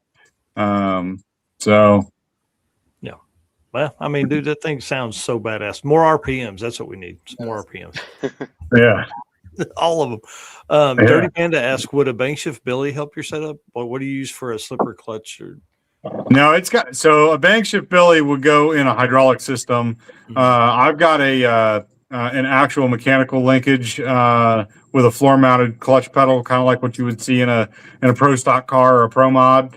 And it's got a Black Magic adjustable, which is honestly, like, I experimented with a bank shift Billy a couple of years ago. I tried with a diaphragm clutch, and we just broke a lot of parts. And breaking parts is expensive, and I'm not into that. So we put the adjustable stuff back in, and it works really good. It's just that extra 20 or 30 minutes worth of turnaround that it would be really cool to reduce that even more. Yeah. Dan, what about you, man? What are you changing up? 650 class. Come on. Yeah. Now we're talking. Hell Should have yeah. been in it this year. If we wouldn't have blew it up 2 weeks before the event, I'd have had time to try to dial it in, but we were a little gun shy after burning a hole in a head and cracking the other head and metal in the pan. And so Dan, what did you learn from that? Oh, lots of things. Turn it down 1 Your pound. sensor can go bad and burn your shit up, right? Yeah. Yep. Definitely it's gonna set up some safeties. Yep. Wow. Doherty, what about you, dude? So when you say before the next event, Well, before the next back to the streets. okay, because I'm working on a list for the next event right now, and that which includes is in 8 days. it includes a gear change, a new transpooler mount, a nitrous tune, tires. There's a whole list going on here. Also, you don't have to run 650 if the guy next to you is asleep. Yeah. So Chucky's fine. Because I did run the number and did not win. So you got that. I change stuff every time I go to a race. That's why I was ridiculously unprepared years ago when I went to the first one. I just had a trailer full of stuff. Most of it I didn't need, and the stuff I did wasn't in it. So now I take a lot less stuff. The one thing I am going to work on is the biggest thing is changing this thing to a flex fuel deal so that I can not haul fuel anywhere. Mm-hmm. Yes. Interesting. So hang on, what are you on pump gas now, or are you on E85? I'm on E85 and I race on E85, but I can baby this thing around on pump gas and just be fine. Yeah. So I'm going to flex fuel sensor and get Joe to throw me a tune together that'll get me around. Yeah, sweet. Also Not having to chase E saves you a lot of time. Yeah, so this car started out as been a NA big block car the whole time, but I had a carburetor and I'm not good at that. So I just figured out real quick that with a 15-gallon fuel cell, the key was putting a 50-gallon drum in my trailer. So I can put 50 gallons in the trailer. I've got a transfer pump. I can just pump it right into the car, and I'm good, because main event we do is Rocky Mountain, and you've got 400 plus mile drive days that have no E in between. So you got to figure it out. Adam knows. That was my figure it out. So I pretty much could have done this event on a drum in the trailer and a full now 25-gallon cell in the car. John, I want to ask you, did you enjoy the shorter drives, or was it not enough? I'm going to tell you, I'm a pretty solid fan of the shorter drives. They a little more time to hang out at the track, and a little bit of sleeping. We didn't do a lot of that, but we did a little. But the long drives will wear a guy out, especially in a car like mine, where it is just deafening the entire time. Yeah, it's one of the loudest cars out there, probably behind Casey Banner. Yeah. Yeah, I love the drives. I think they were long enough. They were pretty perfect. Yeah, lengthwise.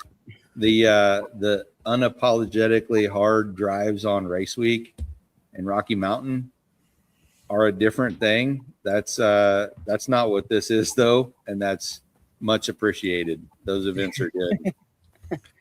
Yeah, I mean, it takes all kinds, and I think as we move into this next iteration of all the drag and drive formats that we're seeing, events like Rocky Mountain earn that. I mean, people will do it because it is hard and longer drives and all that stuff, and then they'll do ones like this because it's heads up every day, and they'll want to go, a 50% win rate at an event. If they don't, what's crazy is if you didn't do Back to the Streets this year, you won't have another chance.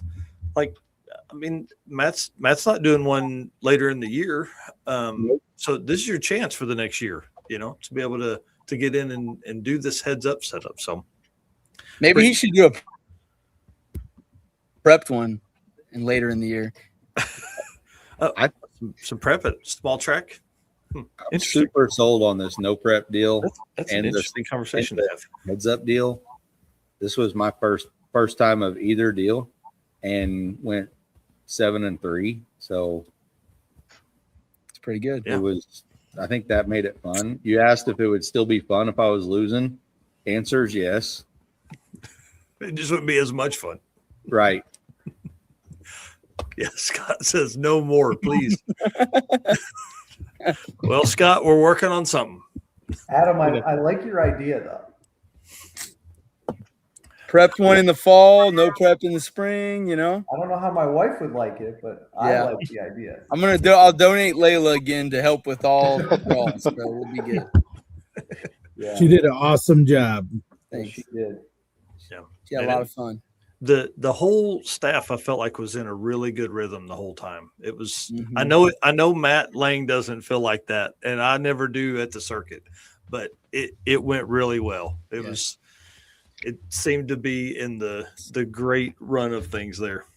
Oh no, I think my team was A+ the entire weekend. Yeah. Yeah, I told her she needs to be a school teacher because she did really good with all the kids in the chip bag. 45-year-old, 15-year-olds. Yep. All right, let's move into this last part.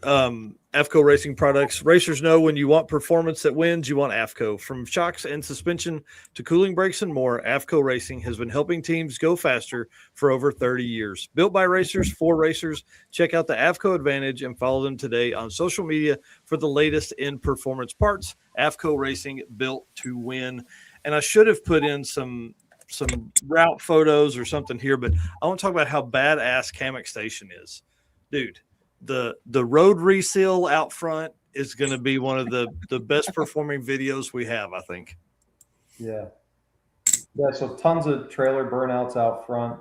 That place is just all historical memorabilia, gas stations, all real stuff. Yeah. This dude owns the town, basically. When the cop showed up, they went and talked to him, and he's like, I don't know what's going on, but I love it. Because we didn't give him a heads up. That's awesome. Yeah, it was a great time, a great place. I didn't even get over to look at the tractors, but did anybody go back and looked at the tractor that was by the grain silo? Nobody? Dude, it had a huge blower on it. I'm sure back in the day they were all supercharged, but this thing was like an 871 big. It was awesome. Cool. All rusty and shit. It was cool. Yeah, the cop had to come break us up because the road commission guy drove by while we were doing burnouts. But the cop just had to check the box that he came to talk to us and then went down the street to watch us do some more. Yeah, dude, Noah, man, when he pulled out, that cop was like, you could just see his eyes were like, oh shit, I about got it right here. Yeah. It was good. He pulled out and around the building through the water box there and just kept driving and pulled back in the other driveway. It was great. Yeah, Brian Ward said had a blast, way more chill than drag week. Camping and drinks and food make it awesome. I want to bring a big grill next year, I think, and do some, like maybe fire some charcoal up and let people cook their own stuff. But you know what I mean? Like just have a grill going. Yeah, public grill for the campers. That'd be good. Yeah. There's this event gave me a lot of ideas that we could do to make, like to have drag driver Pete more involved. We love this camp counselor program, all that kind of stuff, and how I could do a better job with all of that. Hospitality is a big thing for us. Mm-hmm. Yeah, they did a good job. Yeah, Dustin says Matt could put together a Dizzy Bat pit bike race, and I'd sign up. Yeah, I agree. I think we should do that at the Back to the Streets. What were you going to say, Matt? I was going to mention Brian Ward was talking about how cool it was to be at the, just real chill or whatever. Brian figured out how to get Uber Eats or one of them delivery places to bring us like 150 chicken wings one night. You guys went and ate pizza, and I was like, I don't want to miss that, but at the same time, like the car's in race mode, and 30 minutes to turn around and go and eat pizza, and I didn't really want pizza, and because race weight and blah blah blah. So I was like, and the guys were like, "How about wings from Wingstop?" And we were like, "Sure." And I've got a picture of these guys carrying 150 wings and all kinds of other stuff. It was wild. That's awesome. Yeah. Yeah. Shout out. Live stream was incredible. Yes. I watched it the whole time I drove. Yep. And Josh does a great job announcing. He is excellent. Yeah. So I agree. A lot about the cars. Motor Mania TV did an amazing job with the live stream. Like I said earlier, we did some improvements this year with racer names and winners. And then Josh Castle absolutely knocked it out of the park. I wish I could get that guy to sign a lifetime, you're my only announcer forever deal. But very fortunate to have him on board. Yeah. Doherty and those guys were joking on the Gearhead Perspective podcast. Was that Monday night, John? Yes, sir. About Josh. So like Josh is one of the best announcers out there because he like has a notepad and walks the pits and talks to all these racers on tech day. And it started like Wednesday was like, John all the way from Oklahoma out here. And by the end of it, it was like, this badass John Doherty bringing the all the way from Oklahoma. I mean, it was really a good time. He brings a lot of energy to it, and Josh is a racer and has built cars and all that stuff. So like he has a great understanding of what goes into these cars, how they run, how to make them run. So like, I think it's a really good connect versus sometimes you get announcers that may be really into cars, but maybe they never built cars or they've never raced at a higher level. And Josh has done all that. So he really can associate well with people like that, I think. Yeah. Yeah. He spent a lot of time in the pits throughout the whole event talking and getting information and. He did a great job. Scott Story, thanks, buddy. We'll have to have you on in a couple of weeks. I want him to tell the story of that car. I caught him for like think it was 7 or 8 minute video that he did talking about the car and all the thrash from last year to this year. That'll drop on Friday or Saturday morning. So, what were we talking about? Sorry, I was we started with Kamek Station, but talking about the pizza and the wings and stuff, that leads us into the racer party, bro. Badass. 60 by 120. Come on. I need to shop. That's the size of my yard, y'all. So we got Alan's shop is awesome. Oh man. Yeah. We got really lucky with some audibles. Not only did we have a track change, but that also put us in a different area than I was expecting to be for checkpoints. We had one less track cost, so I said, screw it, we're giving back. I got 35 pizzas from our sponsor last year, Pizza King. And I called him up. I said, hey, you got anywhere we can go to like eat this stuff that's undercover? And I could hear him kind of thinking, and he's like, well, why don't you come here? And I'm like, what do you mean here? He's like, I got a shop. So I'm thinking, standard, I don't know, 40 by 20 pole barn or something. We show up and it's a 60 by 120, minimum 60 by 120. Minimum, yeah. I think it's 80. I think, oh my gosh, wow. Amazing shop. Clean. Like you could eat off the floor. I think some people may have. It was a couple lifts, basketball court. Adam and his daughter, I think, were going one-on-one on some basketball. It was just a great time. Yeah, and twin turbo R8, a highly modified GT3 Porsche. I mean, and small tire Camaro up on the lift. I mean, the area over there that was the 3 lifts, that's the size of my shop. My shop would have fit in there. It was pretty incredible. Yeah, it was amazing for them to, shout out to Alan for letting us crash his house. And I'm very happy with how respectful everybody was of his shop. It was nicer when everybody left than when they got there. I mean, everybody was very respectful, and that's good to see too. Yeah, it was a good time. Speaks of the quality of people again that are at this race.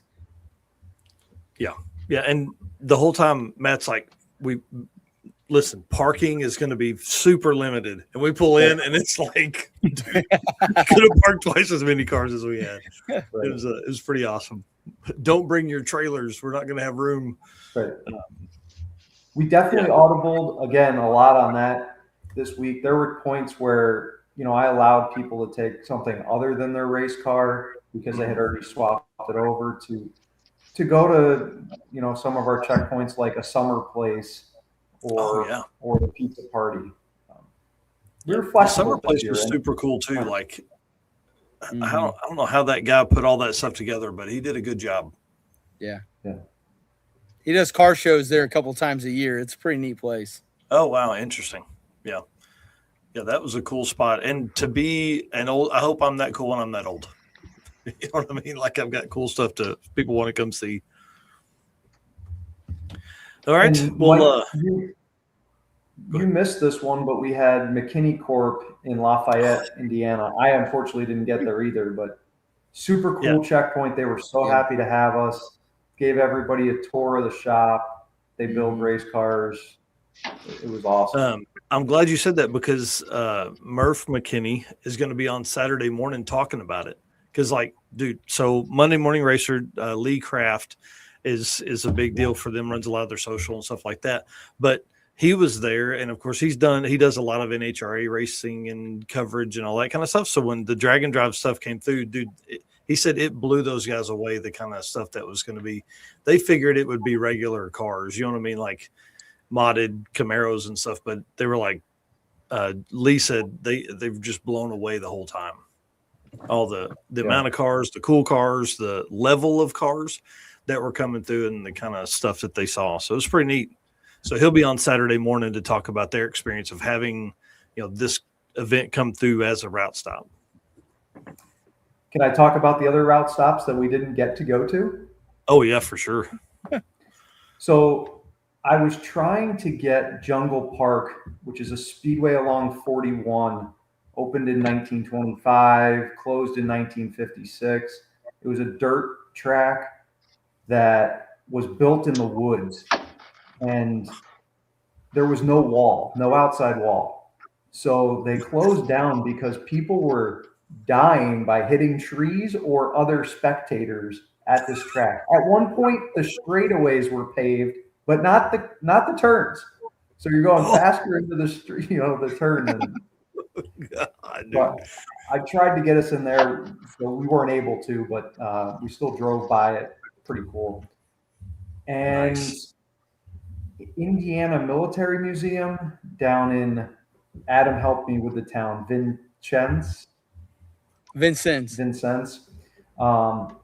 They were going to open the doors for us, but again, we got rained out for Wagler, so we couldn't go down there. Would have been cool route stop with some good old military stuff. And then we're going to go to Brownstown Speedway, again, just another circle track. And Cummins actually had opened their doors to us in Columbus. Oh, cool. There's a lot of Cummins buildings in Columbus. They're COB, they call it, and an engine plant there. Big glass building with a huge C on the front. It was going to be our backdrop for our pictures. We'll have to go there in the fall when we do that prepped one. I think my wife is listening. This isn't going to turn out.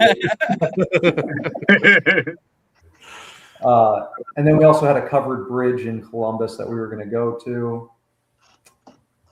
Couple cool food places. We tried to make our routes very thorough. E85, how many miles to the next station, what food options you have. We're flexible with our routes, meaning I give you what I suggest you to run. It's basically avoid highways to get between the points, but nobody's standing there saying you got to go that route, you have to cross this railroad track this way. Get there safe, but enjoy the ride. Yeah. So, yeah. Todd Michael saying it doesn't rain at Edgewater in the fall. He's saying that because I basically refuse to go to Edgewater. Every time I go there, it rains. Oh man. How late fall? Well, I'm not going to get into it here, but there is something fun working in the fall. We'll just say that has to do with back to the street stuff. Yes, Michael, I like it. It's going to be a good time. If it works. Can it be on the East Coast? No. If this works out like this, it's going to be right in the middle. Mm-hmm. So, really cool. Yeah. Just leave your car somewhere in the middle. It'll be fine. We'll get it to the track for you. Yeah. Let's talk about that. Brian Ward makes a great question or a great point. All those poor printed routes. Oh man. Dude. I wish I had my printer in here. It's still in the trailer, but the $60 Prixma from Walmart did work. 1,200 pages, 15 ink cartridges, 18 hours straight printing. Oh my gosh, dude. You're an animal. And it survived somehow. And we only used one of the days. Yeah. That's so sad. That is so sad. And that's one thing that people don't think about is like the printing of routes and waivers and sheets and sheets and sheets of paper. So yeah, it was a beautiful trip. Y'all want to say thank you. What's one thing we hadn't talked about that we need to? Anything? How great Matt really did do on this, and we've hinted around, but man, he really did a great job. And I say it all the time, and everybody that's been a part of this or has done this, you really can feel it and see it in the way he acts and what he does. It is truly all about the racers, and it's very nice. Yeah. Everybody's saying go into Kinko's $800 in $1,000 quote. Yeah. I did it for under $200. Yes, I had 18 hours into it, but guess what? I can't pay out that $800 if I pay Kinko's or FedEx to do it. Yeah. From a dude that's hosted events. I mean, I've told you this to your face and over the phone, but you did an incredible job. Thank you. There's a lot of promoters that would have just been like, oh, well, hey, we're not going there. So we'll see you guys at Bunker Hill on Sunday. Sure. Like, I mean, that was the easy answer, and you didn't give it to him, so that was awesome. What are these Crocs? I need to see these things. You saw them at PRI. Oh, yeah. I wore them most of the week. Nice. Gabby was majorly embarrassed about it, but yeah, those were incredible. She's And jealous. we all know how great Matt does because we've been part of this, most of us, since the beginning. Yep. But you really see it when you talk to like John Doherty or Derek Adams, these new guys that this is their first time. Because we tell them how great this is, but you see it. You know, after the first day, you see it. And then when Matt pivots all these things that he's got to do, I mean, we all know he's going to do it because he's always done it. But when you see those guys, see how amazing he is and everything he does, it's pretty cool. Right? To go from front side no prep to half track. right, exactly. With no warning. Yeah, it was great, man. It was awesome. Okay, well, we're gonna put you guys all backstage. Thank you all so much for being on tonight. I appreciate you guys have spent nearly almost an hour and a half with us and told stories that will live on forever and hopefully make Back to the Streets that much more infamous as we move into the next year. And then, you know, Matt will really start having to limit entry because he didn't want to deal with a bunch more people. And man, it's gonna make these spots prime time. Like gonna have to do it. So, all right, guys, thanks a bunch. Thank you. Thank you. Thanks, Mike. See ya. See you guys. Dude, what a night, man. This was cool. Yeah, for sure. Definitely makes me wish that I was able to go. You know, hearing all the great stories and how much fun it was. It's definitely it's a struggle. There's so many great events that I just can't make it to them all. You know what I mean? So it's definitely a struggle. But yeah, this one definitely sounds awesome, and it needs to be something I need to figure out how to work it into my schedule. Well, and I think that's what us attending these events kind of helps with. Like, how do we figure out which ones are must attends? You know, I'm trying to do a lot of new events or events I haven't been to in a while, and this one was at the top of my list for one of the events that I needed to get back to. And I'm glad, you know, I was able to go because, dude, it was badass. So next year we'll just bring the Mustang and you can race and we'll get content that way. I love it. All right, man. Lead us out, dude. Once again, appreciate all of our race car friends that were in here all night making comments, all of the race car friends that came on and had conversations with us. Again, can't do it without all you guys. Appreciate each and every one of you. And again, our sponsors, we've got affiliate links, we've got discount codes. If you just need to talk to somebody at one of these companies, reach out to us. We will get you in contact with the right person. So thank you to Summit Racing Equipment, Deechworks, Molly Motorsports, Driven Racing Oil, Howard's Cams, J-Wire Solutions, AFCO Racing Products, Performabuilt Transmissions, Car Chains 3D, Low Dollar Motorsports, Power Tube TV, and Racing Junk. And again, we will see you guys all on Saturday morning. Yep, gonna be a great time. See you guys.